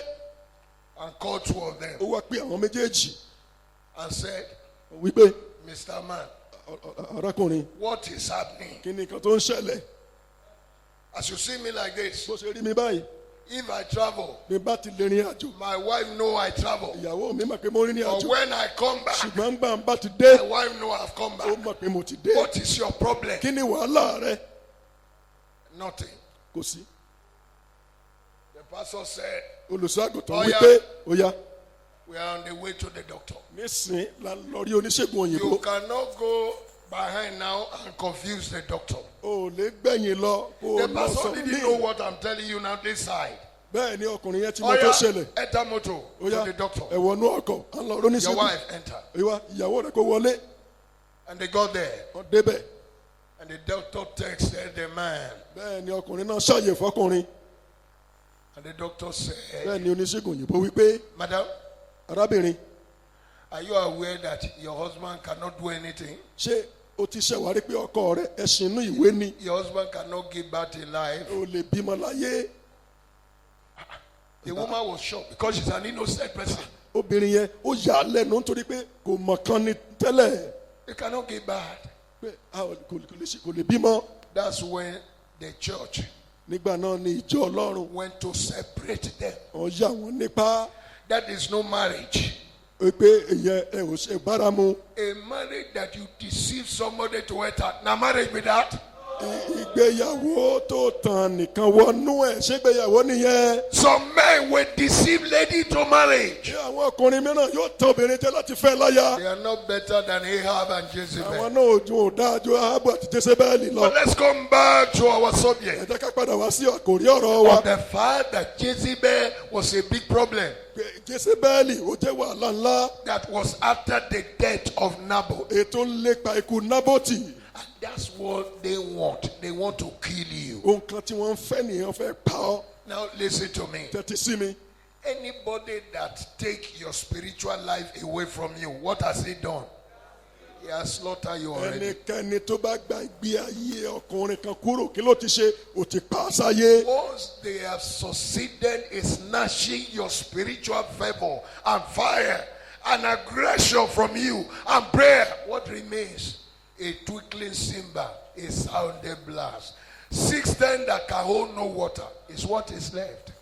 nígbà tí wọ́n bá ti ṣàṣeyọrí tí wọ́n gbé ìgbé ayé ẹ̀mí rẹ lọ kò tó ti di kò gbóná kò tutù fÓlúwa tẹ́ pé ìtara ìgbà ni wọ́n ti gbé lọ ìgbé ayé àdúrà tó múnádóko wọ́n ti gbà á lọ́wọ́ rẹ tó wá kàn di kí n bá lé olóńgòrò kalẹ̀ kí ni ìwúlò rẹ ó kàn ti pa ọ́ sáyé. Ladies and gentlemen, I'm not talking theory. I have gone through it all. olùṣọ́ àgùntàn èyí ṣe ẹ̀kọ́ orí ni wọ́n sọ fún wa wọ́n ti lọ ọ̀pọ̀lọpọ̀ orí From kọjá. stage to stage to stage. They will plan it here, Láti they will fail. They will plan it there, they will fail. They will plan it there, they will fail. You know what? They've got it over in the name of Jesus. láti ìpele kéne dé ìpele kejì sí ìpele mìíràn bí wọ́n ṣe ń pele rẹ̀ náà ni wọ́n ń kùnà rẹ̀ ẹ̀mọ nǹkan tó ṣẹlẹ̀ wọn yóò máa kùnà ní gbogbo ọjọ́ ayé wọn ni. You know why? Because my hands are on the ó plow. mọ̀ rè dín torí pé ọwọ́ mi ti wà lóhùn èlò ìtúlẹ̀ And I cannot look back. kò sì lè bójú wẹ̀yìn. I am running very fast to get to heaven. mo ń sáré jèbí láti And délùú ọ̀run. anything that will distract me, I'm ready to crush it. ohunkóhun tí ó sì wá pé àkíyèmí sí lójú ọ̀nà náà mo Whether ṣetán láti pa man or ọ̀run. the woman or the devil himself that want to stand on my way, I will crush it. bóyá ọkùnrin obìnrin abéṣù gan fúnra rẹ̀ ló gbójúgbóyà èmi ó pa wọn nù wọ́n tẹ̀ wọ́n mọ́lẹ̀. And if my boy will not stay in one place, I will cut it off. bó bá sì wá jẹ́ pé tó baálé ilé náà ní dúró síbi kan a ó gé sọnù. Jesus said, Jésù wípé if your eye will cause you to stumble, ojú rẹ yóò bá mú ọ kọsẹ̀. your eye, ojú your eye. ojú. You know, sometimes we preacher will spiritualize it. nígbà mìíràn ẹ̀wọ̀n oníwàásù onípa tẹ̀mí ni wọn yóò máa sọ. I will say, Jesus did not say, remove your eye. He's only telling you you should avoid it. ẹ máa sọ pé ẹ Jésù sọ pé kọ́ ọmọ ojú rẹ gan kọ́ ó ń sọ pé kò yẹ bá fún ni. You are the one putting that explanation. ìwọ ló fi túmọ̀ yẹn sí. What the Bible tells us is your eye. ohun tí bẹ́ẹ̀ni pè ní ojú rẹ. Am I right, brothers and ṣé sisters? òótọ́ àníbí. If your eye will cause you to stumble, ní ojú rẹ yóò bá mú ọ kọsẹ̀. go and get a knife ó ní lọ mú Shoot abẹ it. Remove abẹ it. kò fi kò yẹ and sọnù. you will get to heaven without one eye or 2 eyes. It's better for you to have 2 eyes and do what? And go to hell. wípé ó mú ọ̀bẹ ó fi yọ ojú náà sọnù ó dá abẹ́ ọ̀pọ̀ kan lè yí lèmọ́mù tó bá ṣe méjì àwọn sọ pé ó bá tẹ̀ jó lójú kan ohun tó ṣe pàtàkì ni kò délùú ọ̀run. Let me tell you, jẹ́ sọ fún ọ. what's this CAC man that died? No. Obadari. He said that God told him that if he give him his eyes, he will go to hell. ìránṣẹ́ ọlọ́run Ọbádáre wípé olúwa sọ fún òun wípé bóun bá lójú méjèèjì tó ríran nípa tara òun ní délùú ọ̀run. Did you hear what I said? ṣé o gbọ́n tí mo sọ. When he built a house, nígbà tí wọ́n kọ́ ilé God gave him eyes to see the house he built. Ọlọ́run rí ó fún un lójú láti rí ilé tí wọ́n kọ́ fún un. After he looked at the building, God took away his eyes again. Nígbà tó wo ilé náà ṣìkà Ọlọ́run mú ojú náà kúrò. And he said, God, why did you do Ó ní that? Olúwa kí ló dé tẹ́ fi ṣèyẹn fún mi. And God said, I know you. Olúwa pé mo mọ̀ ọ́ If I give you eyes, bí n bá fún ọ lójú you will never taste heaven. o ò ní fi ọwọ́ kan ọ̀run. Has he not removed his physical eyes? Ṣé o gbójú tara bí? Answer me, church. Ẹ dá mi lóhùn.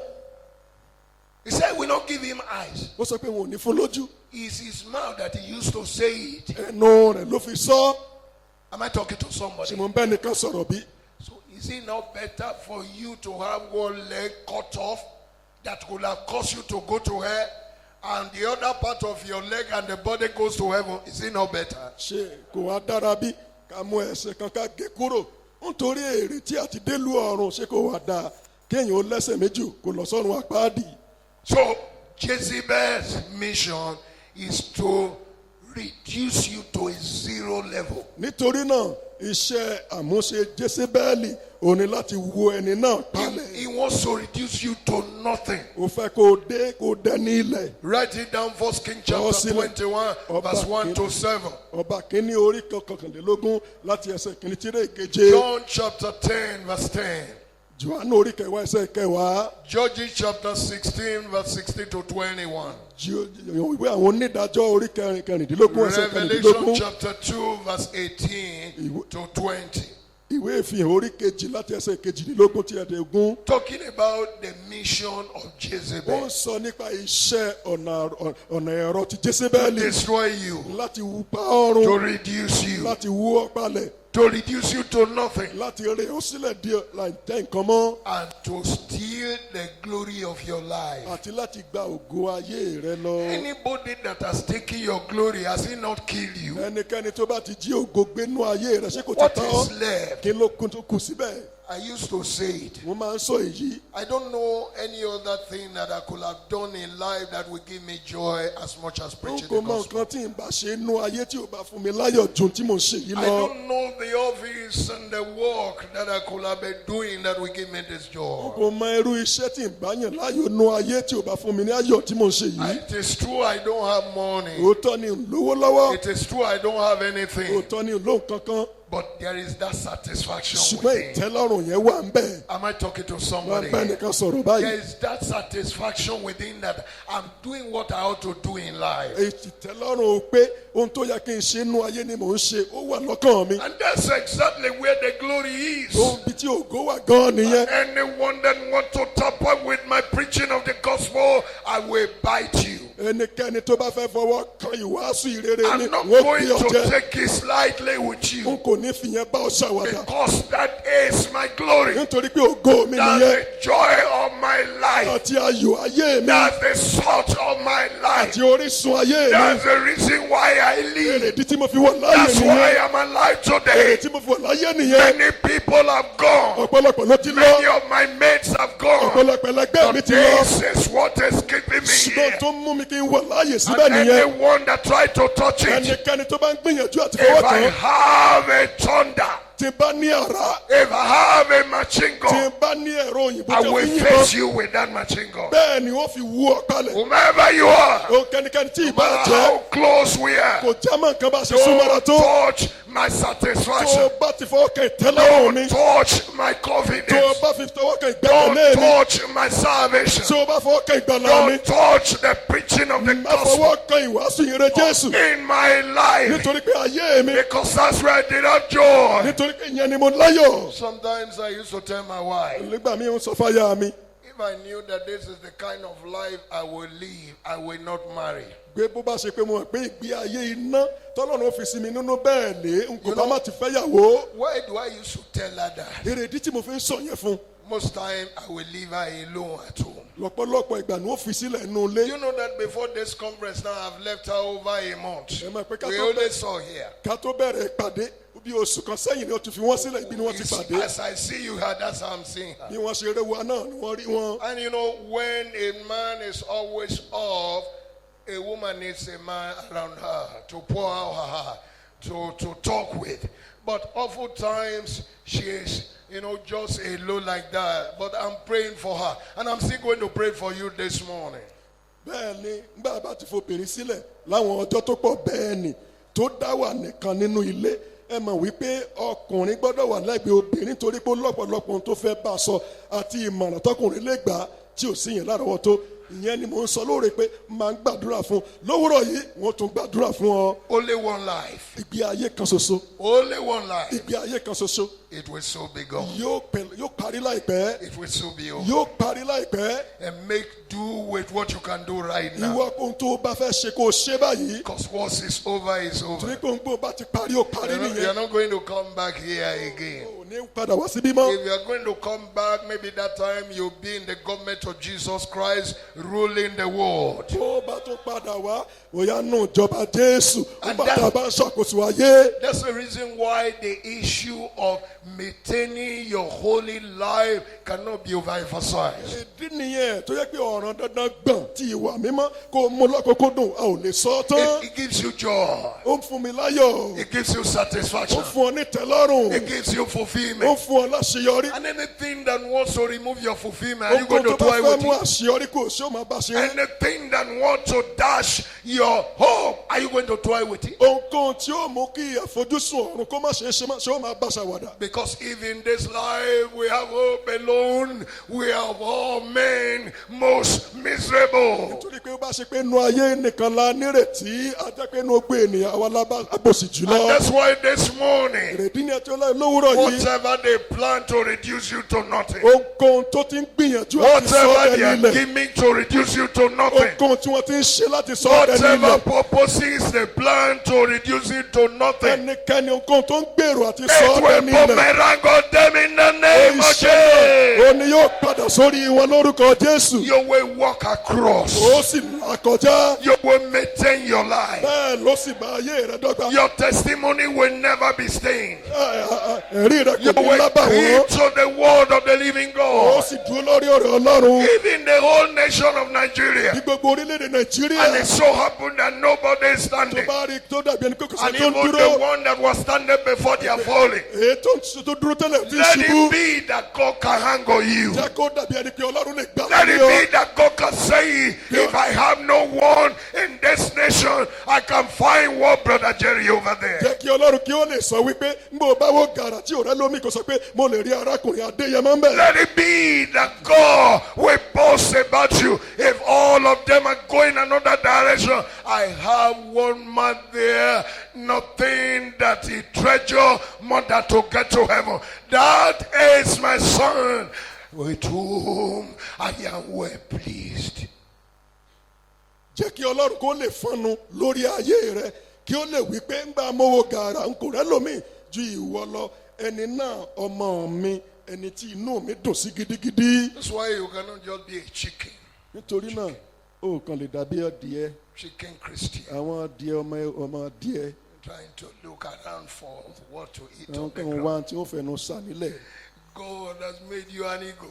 Ọlọ́run ti jẹ́ kó o jẹ́ ìdì. I'm talking to somebody this morning. bẹ́ẹ̀ nìkan sọ̀rọ̀ bí lówùúrọ̀ yìí. God has made you an eagle. Ọlọ́run ti jẹ́ kó o jẹ́ ìdì. Do you realize that God did not compare the Christian to chicken, to fowls? He compares to eagle. ǹjẹ́ ẹ mọ̀ pé Ọlọ́run ò fi àwọn ọmọ rẹ̀ wé àwọn They adìẹ ńlẹ̀ ó that fi ọwọ́ wait ìdì. upon the Lord shall renew their strength. àwọn tó dúró di Olúwa They yóò tún will okun mount wọn up ṣe. with wings like yóò eagle. fi ìyẹ́ gòkè bí ìdì. God has made us eagles. Ọlọ́run ti wá fẹ́ ṣe And ìdì. eagles don't stay on the ground. ìdì dúró ńlẹ̀. Who do you resemble, ladies and ìwọ gentlemen? lọ sórí ẹ̀yà aládìjọ́ra. If the ladies are bringing down other people bí àwọn obìnrin bá mọ́kùnrin and ní they bring ìbálẹ̀ it down everybody, tí wọ́n sì mú àwọn can ọkùnrin you ní stand ìbálẹ̀. and say no to that? ṣé o lè dúró kó I sọ pé am bẹ́ẹ̀ an kọ́. eagle believer. ṣé o wà dúró bí No matter onígbàgbọ́. how they try to come, kò jámọ́ nǹkan bí wọ́n ṣe the gbìyànjú ẹ̀. Spirit of God will raise a standard against ẹ̀mí them. Ọlọ́run yóò gbé ọ̀págun dìde. Because the Bible says Torí the pé enemy Bíbélì will come wípé- like a flood. wípé ó dìde bí ọ̀págun. If they come in their thousands, tí wọ́n bá wá if they lẹ́gbẹ̀ẹ́gbẹ̀rún. come in their millions, tí wọ́n if wá ní mílíọ̀nù. they come in their billions, tí wọ́n wá ní the ẹgbẹ̀ẹ́gbẹ̀rún. Bible says the Bíbélì Spirit of wípé God ẹ̀mí Olúwa will rise within you. yóò dìde nínú The rẹ̀. fire in your heart. àìnánú ọkàn rẹ̀. When that arena comes, nígbà tí nǹkan náà bá the ṣẹlẹ̀. fire in your heart àìnánú ọkàn will rẹ̀ rise yóò up dìde with a holy pẹ̀lú anger, ìbínú mímọ́. a holy anger, ìbínú mímọ́ and to rise where you are yóò sì dìde níbi and tó. say, Ó sọ no, pé bẹ́ẹ̀ kọ́.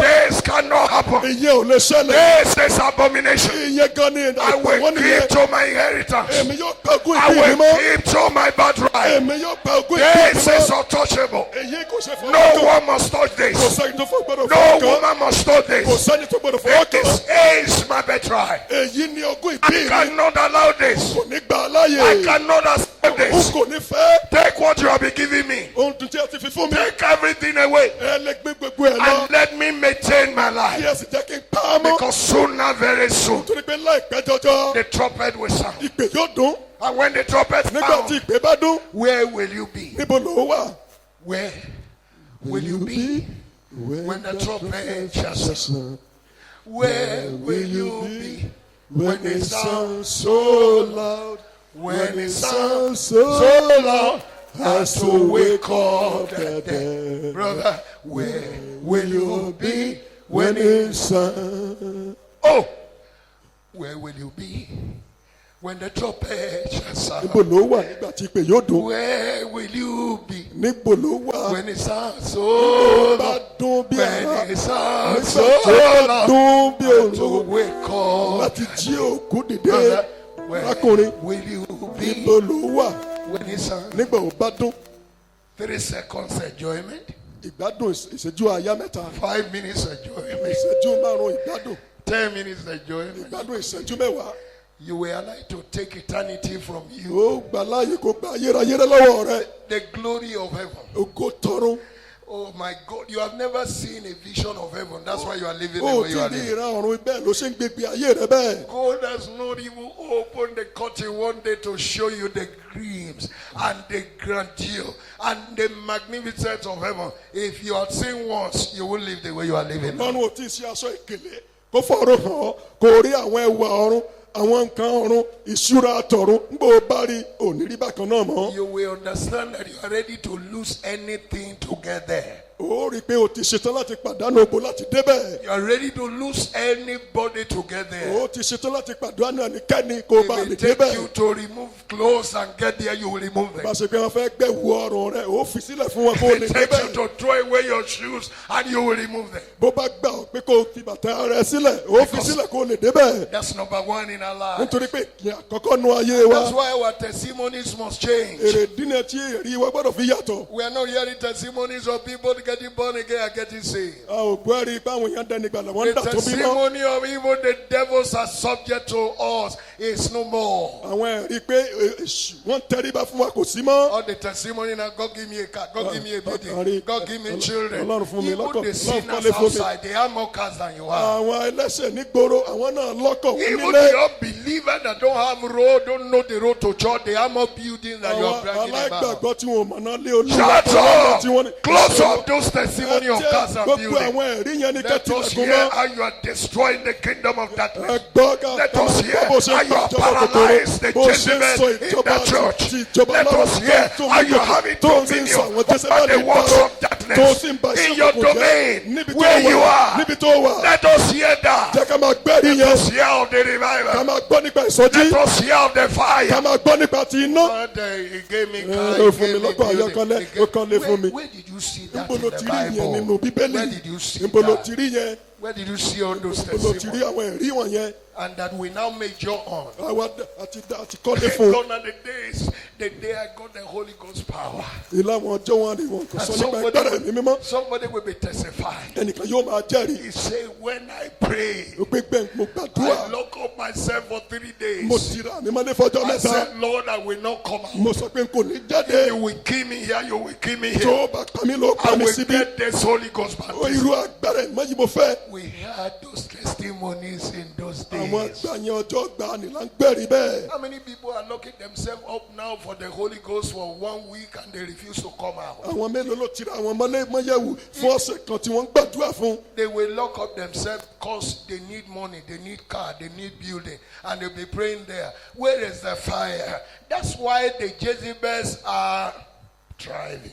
èrèdí nìyẹn àwọn ènìyàn yóò tira àwọn ọmọlé ọ̀sẹ̀ kan oṣù kan kí ni wọ́n ń béèrè fún wọ́n ń béèrè fọ́kọ̀ ayọ́kẹ́lẹ́ wọ́n ń béèrè fúnlé wọ́n ń béèrè fún gbá wọ́n ń béèrè fáwọn kòkò bàbá àsásùn ṣùgbọ́n tó jẹ́ ntọ́lọ́run ló wọn ò béèrè fún yẹn èrèdí nìyẹn tí Jésébélì We kò don't fi ń have, borí. we don't have the spirit of revelation. a ò ní ẹ̀mí ìfihàn We see none of our signs. a ò rí àmì wa mọ́. The word of prophecy is no more. àwọn ọ̀rọ̀ ìsọtẹ́lẹ̀ ò sí mọ́. In those days, it is the prophet that direct the church. àwọn ọlọ́jọ́ wọn ni àwọn wòlíì ló ń They ṣàkóso ìjọ. tell the church where to go. àwọn ni wọ́n ń sọ fún ìjọ níbi tí wọ́n yóò lọ. Before the devil land, the prophet will have exposed their kó tó di pé secret. tí ó balẹ̀ gìjà àwọn wòlíì ò ti tú àṣírí The ẹ̀. prophet that we have now is, when you give me your car, I will pray for you. àwọn wòlíì ta ní nísìnyí bọ̀ bá ti fọkàn rẹ tó bá gbé lẹ̀ wọ́n gbàdúrà fún The ọ. prophet we have now, their motive are not pure. They are not correct. They are all liars. They are deceivers. You can only have very one or few of them who are still maintaining that old wine. The one we have now, I came across somebody who rushed at me and said, please pray for me. I said, who are you? I don't know. He began to introduce himself. He's a pastor of one church. He had been sick for some days. What happened? And he told me how he got involved with occultism. A pastor. He put that into occult. And then he told one family that if you give me this man's car that is sick, he will be healed. And they gave him the car. And eventually the man died. I'm talking somebody who met me somewhere on the mount. And he was running after me. I was wondering, who is this? And he said, I just need your prayer. And he knelt down. And I began to interview him. And he began to confess. I had put his hands in on occultism. And you know how he told the family, they gave him car, this was what will happen. And when the man died, the family rose up with war against his life. And he could not cope. He was running about.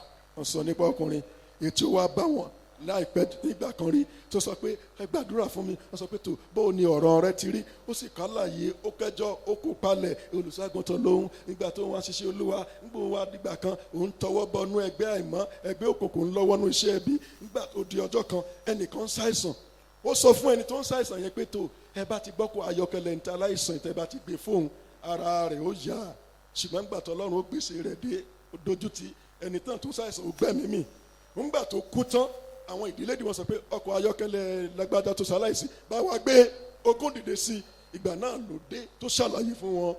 When are we going to have genuine prophets? nígbà wo láwọn wòlíì gidi. I had to lay my two hands on him. Wọ́n He was dying fast. wọ́n gbọ́wọ́ méjèèjì wọn lé bẹ́ẹ̀ nítorí pé nǹkan ti ń He kú could lọ not pray for himself. kò lè gbàdúrà fúnra rẹ̀ The mọ́ thing was eating him deep. bẹ́ẹ̀ ni àìsàn náà ti fẹ́ gbẹ̀mí He ẹ̀ was running about. He could not sleep. He could not rest. He could not eat. kò lè sùn kò lè sinmi àyà ò balẹ̀ mọ́. Oh, wait, deliver me from this body. I got so kind that day. I was in that arena where he saw me. Many people were there. Even this one that I went before I came here, ilé tí wọ́n lọ láìpẹ́ I yìí met different people with different issues who ran after me, and now I'm not the only one there. wọ́n ti wá ara wọn yìí tó sáré tẹ̀lé wọn tí ṣiṣẹ́ wọn nìkan ló wà ń bẹ̀. Because by their fruits ye shall know them. nítorí pé èso wọn la ó fi mọ̀ And I wọ́n. want to lay my hands on them, and God will have mercy and use me to heal them. bèbí wọn gbọ́ mo gbọ́wọ́ lé wọn pé Ọlọ́run yóò ṣàánú yóò sì gbà I'm láti talking wò wọ́n about sàn. the times we are in right wọ́n sọ now. nípa àkókò tá a wà báyìí. We need a fire back to the a church. nílò iná padà nínú ìjọ. The testimonies must change. àní ẹ̀rí wa gbọ́dọ̀ yí padà. Let's graduate from he gave me this to when the fire came into my soul. ẹ jẹ́ ká kúrò nínú erémọdé ó fún mi níbẹ̀ ó fún mi níwọ̀n ó fún mi lágbo ẹ jẹ́ ká lọ síbi ẹ̀rí pé ó dáná sínú ọkàn mi. Before we pray because of time. ká tó gbàdúrà nítorí àkókò wa. Maybe if God give me a chance, I will revisit this subject again. bí Ọlọ́run bá gbà mí láàyè ó tún wá sọ ìwà ẹ̀sùn yìí kó tó One wà. day I was in Benin. ní ọjọ́ kan wà nílùú Early Benin. days when I used to go to Benin. àwọn ọjọ́ wọn ni tí wọ́n lọ sí ìlú Benin. And my family were here in tí Ibadan. àwọn ẹbí wọn sì wà nílùú Ìbàdàn. They were not with me in Benin wọn then. ò sí lọ́dọ̀ wọn ní Benin gbà náà. And then as a young man, because that time I was very, very young. Now I'm still very, very young, under 18 now. nítorí pé gbà náà ẹ mọ̀ ọ̀dọ́mọdé ni wọ́n ọ̀dọ́mọdé jòjòló ni wọ́n gbà náà nísìnyí kan ọ̀dọ́mọdé ni wọ́n. Because that time I was under 12. Now I'm under 18. nígbà yẹn ọjọ́ wọn wà ní ọmọ ojúmọ́dé sílẹ̀ nísìnyí ọmọ ojúmọ́dédínlógún sílẹ̀ ni wọ́n. And this woman was always coming around, coming and bringing tea, bringing everything. bẹ́ẹ̀ ni obìnrin kan yóò wá yóò gbé tí ìwà gbogbo nǹkan ni yóò máa gbé wá fún wọn Since my wife wasn't there, nítorí parí àwọn òsì ń bẹ̀. she wants to care for the pastor. ó fẹ́ ṣètọ́jú olùṣọ́ àgùntàn. Yeah, genuine people want to care for you, but yeah, wicked people want to destroy you. àwọn ènìyàn tó wà tí wọ́n fẹ́ ṣètọ́jú rẹ̀ ṣùgbọ́n àwọn ènìyàn ìkà wà tí wọ́n fẹ́ pa ọ̀run. And I have been taking that hot water. bẹ́ẹ̀ ni wọ́n ti ń gba omi gbígbóná náà lọ́wọ́ ẹ̀. I said, okay, one day let me go and visit her wọ́n sọ pé lọ́jọ́ kan ẹ jẹ́ kí n tiẹ̀ lọ bẹ̀ ẹ́ wò. and pray with her and her family because I felt she's a married woman. pé kí wọn kí ó lè gbàdúrà fún àtiwọn àtẹ̀bí rẹ̀. And really, she's a married woman. wọ́n rò pé ó tiẹ̀ lọ́kọ lé nítòótọ́ ló lọ́kọ ńlé. But you know those women that have a husband, but they still have other men outside. ẹ mọ̀ àwọn tó jẹ́ pé obìnrin ọkọ kan òkú kan bọ́ọ̀dù ni wọ́n. I'm talking about police station road. Those who are from Benin, they will know. Now, this lady now, when I got to her house, obìnrin yẹn lójú ọ̀nà pópó níbi tí ilé àgọ́ ọlọ́pàá ni wọ́n. and I knocked the door, nígbà tí wọ́n délé tí wọ́n kanlẹ̀kùn and then she opened, ó sì ṣílẹ̀kùn. and he got angry immediately. bẹ́ẹ̀ ni ó bínú lẹ́sẹ̀kẹsẹ̀. He said, why must you knock my door? ó wí pé èrèdí tẹ́ fi máa kanlẹ̀kùn mi kẹ́ tó wọlé. When you get to my house, just open.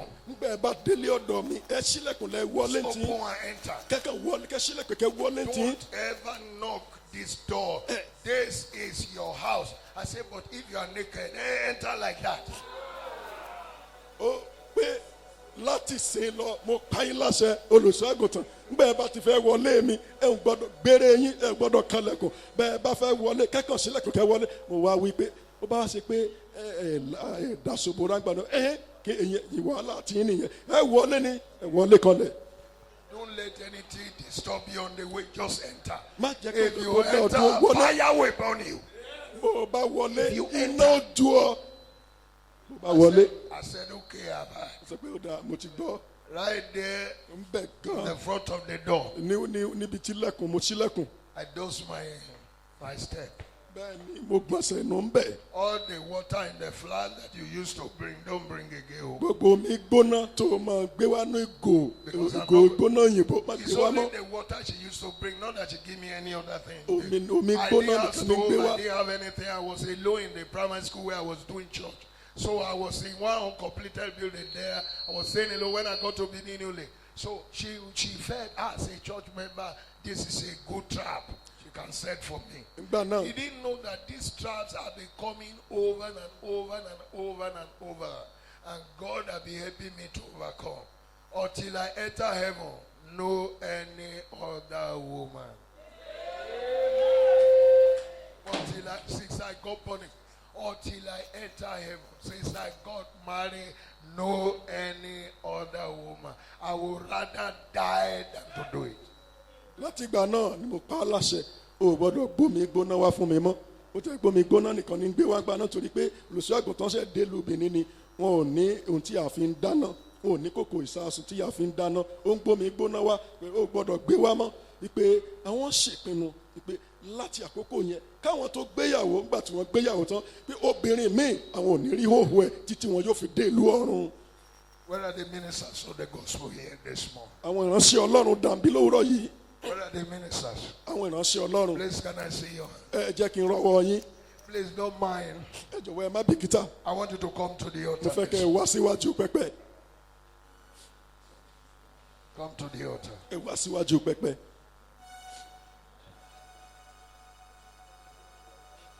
Now, listen to me. ẹ tẹ́tí sí mi. If by mistake or by carelessness something like that had happened to you, tó bá ṣe pé nítorí àṣìṣe tàbí àìkíyèsára ohun kankan ti ṣẹlẹ̀ sí yín please make sure you tell your wife. ẹ jọ̀wọ́ ẹ rí i pé ẹ sọ fún aya yín. Don't say God has forgiven you. It's a lie. má sọ wípé Ọlọ́run ti dáríjì ọ́ irọ́ ni You must tell your wife. o gbọ́dọ̀ sọ fún aya rẹ And if you cannot tell your wife, bó o bá lè sọ fún aya rẹ by the grace of God and a pastor you can confide in. pẹ̀lú orí ọ̀fẹ́ Ọlọ́run olùṣọ́ àgùntàn tí gbára lé ni wọ́n o lè sọ fún wọn. People have told me like that. I will find a way to summon the wife and use wisdom to disclose everything to the wife. nígbà kan rí àwọn nǹkan bẹ́ẹ̀ ti ṣẹlẹ̀ tí wọ́n sì lu ọgbọ́n tí wọ́n pe ìyàwó ẹni náà tí wọ́n sì fọgbọ́n sọ fún un. And reconcile the man and the woman. tí wọ́n sì má obìnrin àtọkùnrin náà tí wọ́n mú wọn bára wọn làjà. Heaven is very important to me, brother. ọ̀run ló ṣe pàtàkì kí mi arákùnrin. And I know that heaven is important to mo you. sì mọ̀ pé ọ̀run ṣe pàtàkì kí wọn náà. All of us who are here now, gbogbo àwa tó wà ń bí báyìí nobody want to go to hell. kò sẹ́ni tó fẹ́ lọ́run But àpáàdì. because the devil wants us to go to hell, he will fabricate and formulate people and prepare them to pull us down so we can go to hell. ṣùgbọ́n nítorí pé èṣù ló fẹ́ ká lọ́run àpáàdì yóò dọ́gbọ́n àlùmọ̀kọ́rọ́ yẹn bẹ́ẹ̀ láti má wọ̀nyí dé láti mú wa lọ síbẹ̀. There's nobody who's in the right senses who want to go to kò hell. sẹ́ni náà tí kì í ṣe pọ́ńtò pé tí ó fẹ́ lọ́run àpáàdì. That's why in my life I can never laugh at anybody that a female brother. I nítorí can náà never. lọ́jọ́ ayé mi kan n ò ní fẹ́ nìkanì rẹ́rìn ẹni tí obìnrin gbé sí nítorí wọ́n gbàdúrà fún ni is láti ru wọn sókè ni. Because I know that in the battlefield they are about to be casualties. nítorí pé lójú ogun àwọn tí ó farapa wà ń bẹ̀. If you are not very, very alert and watchful, it's not impossible for you to collapse. bó o bá máa ṣọ́ra kó o sì máa kíyèsára ó ṣeé ṣe fún ọ láti ṣubú. What happened to David happened to Samson. Are you the first and the last? Of course, no. But God will help you so that you not bottle up and go to hell. Please, I want you to kneel down mo to fẹ́ God kó o and pray. kúnlẹ̀ Kneel ohun down tó where ṣẹlẹ̀ you fún are. tó ṣẹlẹ̀ sí dáfídì ó ṣẹlẹ̀ sí samsoni náà ẹ má pa á mọ́ra kí ẹ má dè mọ́nú. Ask God for grace. ẹ béèrè fún orí ọ̀fẹ́. I'm still going to pray for mo you. gbàdúrà fún yín. That God will give you grace ọlọ́run yóò fún yín lórí ọ̀fẹ́ to be able to walk with God on this road. láti bá ọlọ́run lójú ọ̀nà yìí. And no Jezebel will pull you kò down. sí o jésébẹ́lì kan tí ó lè já yín No lulẹ̀. Jezebel will rubbish your kò life. sí jésébẹ́lì kan tí ó fàbà wọ́n sáyé When yín. they are coming close, you avoid them. nígbà tí wọ́n bá súnmọ́ ó máa yẹ̀bá I fún want wọn. you to pray for yourself mo fẹ́ right kó o now. gbàdúrà fúnra rẹ báyìí. That God will help you. ọlọ́run yóò ràn ọ́ lọ́wọ́. The grace of God will sustain orí you. ọ̀fẹ́ ọlọ́run yóò gbé ọ ró. Power of God will uphold you. agbára ọlọ́run yóò gbé ọ ró. You will continue to walk on this track. ó tó tẹ̀síwọ́ láti máa sùn lójú And you ọ̀nà will yìí. not allow any lady there, ó sì ní gba omidan kankan any láàyè. woman there, obìnrin kan láàyè to cause you to slumber láti mú kó o ṣubú and to slay you. tàbí láti pa ọ́. Pray that God will help you. gbàdúrà kan ọlọ́run ràn ọ́ And lọ́wọ́. God will help you. ọlọ́run yóò ràn ọ́ lọ́wọ́.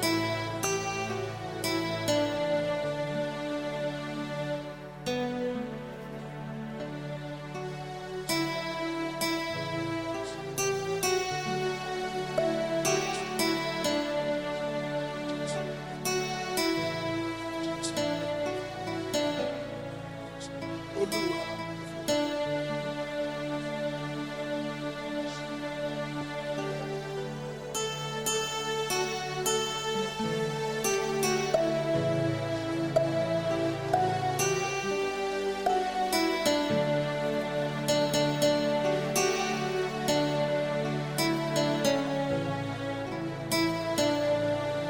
In Jesus' name we pray.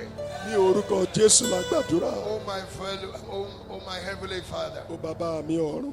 here are your children and my fellow ministers, àwọn ọmọ yín àti àwọn ẹlẹgbẹ́ ìránṣẹ́ mi nìyí. my colleagues. àwọn ẹlẹgbẹ́ mi. Oh Lord, I leave them up into your hands. olúwa mo gbé wọn sọ́wọ́ yín. As a servant, I'm praying for them. gẹ́gẹ́ bí ìránṣẹ́ mo ń gbàdúrà fún The wọn. Lord, on this way to heaven, wípé ojú ọ̀nà wọn wọ̀nyí sílùú that ọ̀run. the devil will not take advantage of them in Jesus' name. èṣù kò nílò àlùmọ̀kọ́rọ́ lórí ayé wọn lórúkọ jésù. Every plan of the enemy gbogbo ìpinnu èṣù in the church, nínú ìjọ outside the church, lẹ́yìn ìjọ to cause a woman or a lady láti mú kó béèrè kan tàbí omidan kan to remove the gift of God in their lives, láti gbẹ ẹ̀bùn ọlọ́run kó nu to ayé wọn. remove the grace of God in their orí lives, ọ̀fẹ́ ọlọ́run kó nu ayé to wọn. remove the power of God in their fẹ́ lives. mú agbára ọlọ́run kó nu ayé wọn. Oh Lord, today olúwa I lónìí command that that plan be aborted in mo the name gbé of sókè kí Jesus. ìpín náà kó dasán lórúkọ jésù. These are precious ministers of the àwọn gospel. ìránṣẹ́ tó sọ wọ́n rè é. These are precious people of God. àwọn ìránṣẹ́ ọlọ́run tó sọ wọ́n And rè the é. devil cannot take advantage of them. them. Èṣù ò sì ní lo ipá rẹ̀ lórí wọn. We will not allow it. A ò ní gbà We láàyè. will not accept A it. ò ní gbà We bẹ́ẹ̀. reject that A plan. kọ ìpinnu We náà. reject that purpose. A kọ ìtẹ́ náà. The devil to snatch them to hell. Tí èṣù láti rán wọn lọ́sọ̀rùn Or àpáàdì. to bring them down. Tàbí láti wó wọn Oh lulẹ̀. Lord, I pray for them. Olúwa mo gbàdúrà fún wọn. Let the fire. Jẹ́ kí iná. Let the fire. Jẹ́ kí iná. To resist the male, the females. Láti máa dájú kọ láti ta gbogbo ìdẹ́wò. Àti àwọn Jésébẹ́lì. Come upon them in the Jẹ́ kó name wá of sórí ayé wa Jesus. lórúkọ Jésù. Oh Lord, I pray. Olúwa mo gbàdúrà. You will back them Ẹ up. ó tì wọ́n You lẹ́yìn. will back them Ẹ ó up. tì wọ́n You lẹ́yìn. will back them Ẹ ó up. tì wọ́n lẹ́yìn. They will not fall. Wọn kò yóò ṣubú. They will not Wọn falter. kò ní ṣubú. They will not fall. Wọn ò ní ṣubú. In the Ní name of orúkọ Jésù. Thank you, Heavenly Ẹ Father. ṣé bàbá wọn. I build a wall of fire around them Mo mọ odi iná yí wọn ká. that they will not be snatched away by Jezebel. Ìpè Jésébẹ́lì kò ní lè dúró lọ́nà wọn. It was an usher in the church Aṣọ́nà nílé Olúwa. that took away the pastor of a church of about 1,000 Òun ló mú olùṣọ́ àgùntàn ṣe olùṣọ́ àgùntàn ẹjọ́ bíi ẹgbẹ̀rún kan kúrò. and took the pastor to a village that nobody know about. Ó ń gbé olùṣọ́ àgùntàn yẹn lọ síbi tẹ́nikẹ́ni ò mọ̀. And the pastor left the wife and the children and abandoned them. Bẹ́ẹ̀ ni olùṣọ́ àgùntàn náà fa aya àtọmọ rẹ̀ sílẹ̀. And that is the end of that pastor today. Ìyẹn ló pe olùṣọ́ àgùntàn yẹn dòní. Your testimony will not be stained.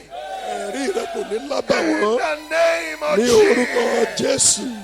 The Almighty God will keep you. Ọlọ́run alágbára yóò pa yín mọ́. God will help us to be humble. Yóò rẹ̀ wọ́n láti jẹ́ ẹni That we will ìrẹ̀lẹ̀. not be proud and arrogant. A ò ní jẹ́ olórí kókó àti In the name onígbéraga. of Jesus. Ní orúkọ Jésù. Thank you, Heavenly Ẹ ṣé Father. bàbá wọn. Be with my colleagues, oh Ẹ God. bẹ̀ pẹ̀lú àwọn ẹlẹgbẹ́ mi And Olúwa. be with me Kí too. ẹ sì wà pẹ̀lú Help me mi. so that I will not Ẹ fall. ràn mí lọ́wọ́ kí n má ṣubú. Keep me like you will keep them Ẹ too. pa mí má bẹ́ẹ̀ ó ṣe pa mọ́ mọ́. In Jesus' name we Ní pray. orúkọ Jésù la gbàdúrà. God bless you. Can go back to your seat. Ọlọ́run yóò bùkún fún yín, máa padà sórí ìjókòó yín. God bless you. Ọlọ́run yóò bùkún fún yín. Go back to your seat. Ẹ padà sórí ìjókòó yín. All the children of God in this assembly, Gbogbo ẹ̀yin ọmọ Ọlọ́run ní ìgbọ̀ngàn yìí. if you are a child of God, you are born again. Ó jẹ́ ọmọ Ọlọ́run ó dàtún bí. And you are a Christian born again. Ó sì ti jẹ́ ọmọ Ọlọ́run. Amen. Àmín. Ọkùnrin, àwọn ọkùnrin, Please come out ẹ here. jọ̀wọ́ ẹ jáde wá. You are born again. Ẹ ti dàtún bí. You are a Christian. Ẹ jẹ́ ọmọ Ọlọ́run. Come out here. I'm going to pray for Ẹ you. jáde Right wá now. síbí. Àwọn gbàdúrà fún yín. That God will keep you from strange women. Ọlọ́run yóò pa ẹ́ má kó lọ́wọ́ àjòjì obìnrin. Strange women. Àjèjì obìnrin. The Almighty God will keep you Ọlọ́run alágbára yóò pa yín mọ́. from strange women. Kó lọ́wọ́ àjèjì obìnrin. In the name of Jesus. Lórúkọ Jésù. Yes, kneel down. Ẹ jọ̀wọ́ ẹ kúnlẹ̀ In Jesus' name. ní orúkọ Jésù. Heavenly Father, I lift up these, my fellow pilgrims, into your hand. I pray that Jezebel will not be able to destroy their lives in Jesus' name. And some of them here are married, some are bachelors. I pray that these bachelors will not carry Jezebel into their lives in the name of Jesus. If the devil has set a trap so that they will go and pick a Jezebel to ruin their lives, oh Lord, that trap will boomerang on the Jezebel in the name of Jesus. Everyone that is on his knees right now, oh Lord, deliver them from wicked women. Deliver them from Jezebels that are in the church or outside the church. Help them to keep their Christian life. No matter how enticing, no matter how alluring it may be, help them to say no to the devil in the name of Jesus. Build a wall of fire around them. These are precious people of God. And we cannot close our eyes to see one woman that is a strange woman coming to steal them away. Therefore, Lord, lay your hand upon them. Keep them in this narrow track until they get to heaven. Thank you, Heavenly Father. In Jesus' name we pray. Ní orúkọ Jésù la gbàdúrà. God bless you. Ọlọ́run yóò bùkún fún yín. All our sisters, please come forward. I want to pray for you. Ẹ̀yin obìnrin ẹ jáde wá láti gbàdúrà.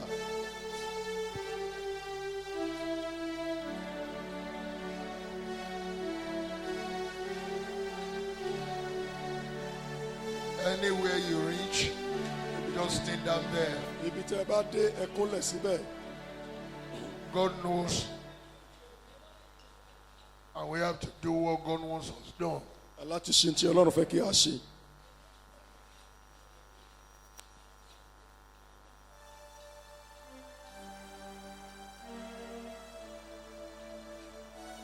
Yeah, just kneel down where you are. Ẹ kúnlẹ̀ níbi tí ẹ dé yẹn. Ẹ kúnlẹ̀ níbi tí ẹ dé yẹn. In Jesus' name. Ní orúkọ Jésù. Heavenly Father, all our sisters that are here right now, I lift them up into your hand. Gbogbo àwọn obìnrin wa la gbé wọn sọ́wọ́ yín Olúwa. Some of them are married. Àwọn kan ti lọ́kọ nù wọn. I pray that you deliver them from straight men in Jesus' Gbàdúrà name. pé gbà wọ́n lọ́wọ́ ọkùnrin àjèjì lórúkọ Some of Jésù. them are still spinsters or married. Àwọn kan sì jẹ́ òpin Oh alábìnrin. Lord, I pray that the devil will not project any straight man into their life. In Jesus' name. Mo gbàdúrà pé èṣù onífọkùnrin ìkàsọ̀kù sínú ayé wọn lórúkọ Jésù. Those our sisters that are married, Àwọn arábìnrin wa tó ti lọ́kọ. I agree with them. Mo fọwọ́sowọ́pọ̀ pẹ̀lú wọn. The Jezebel outside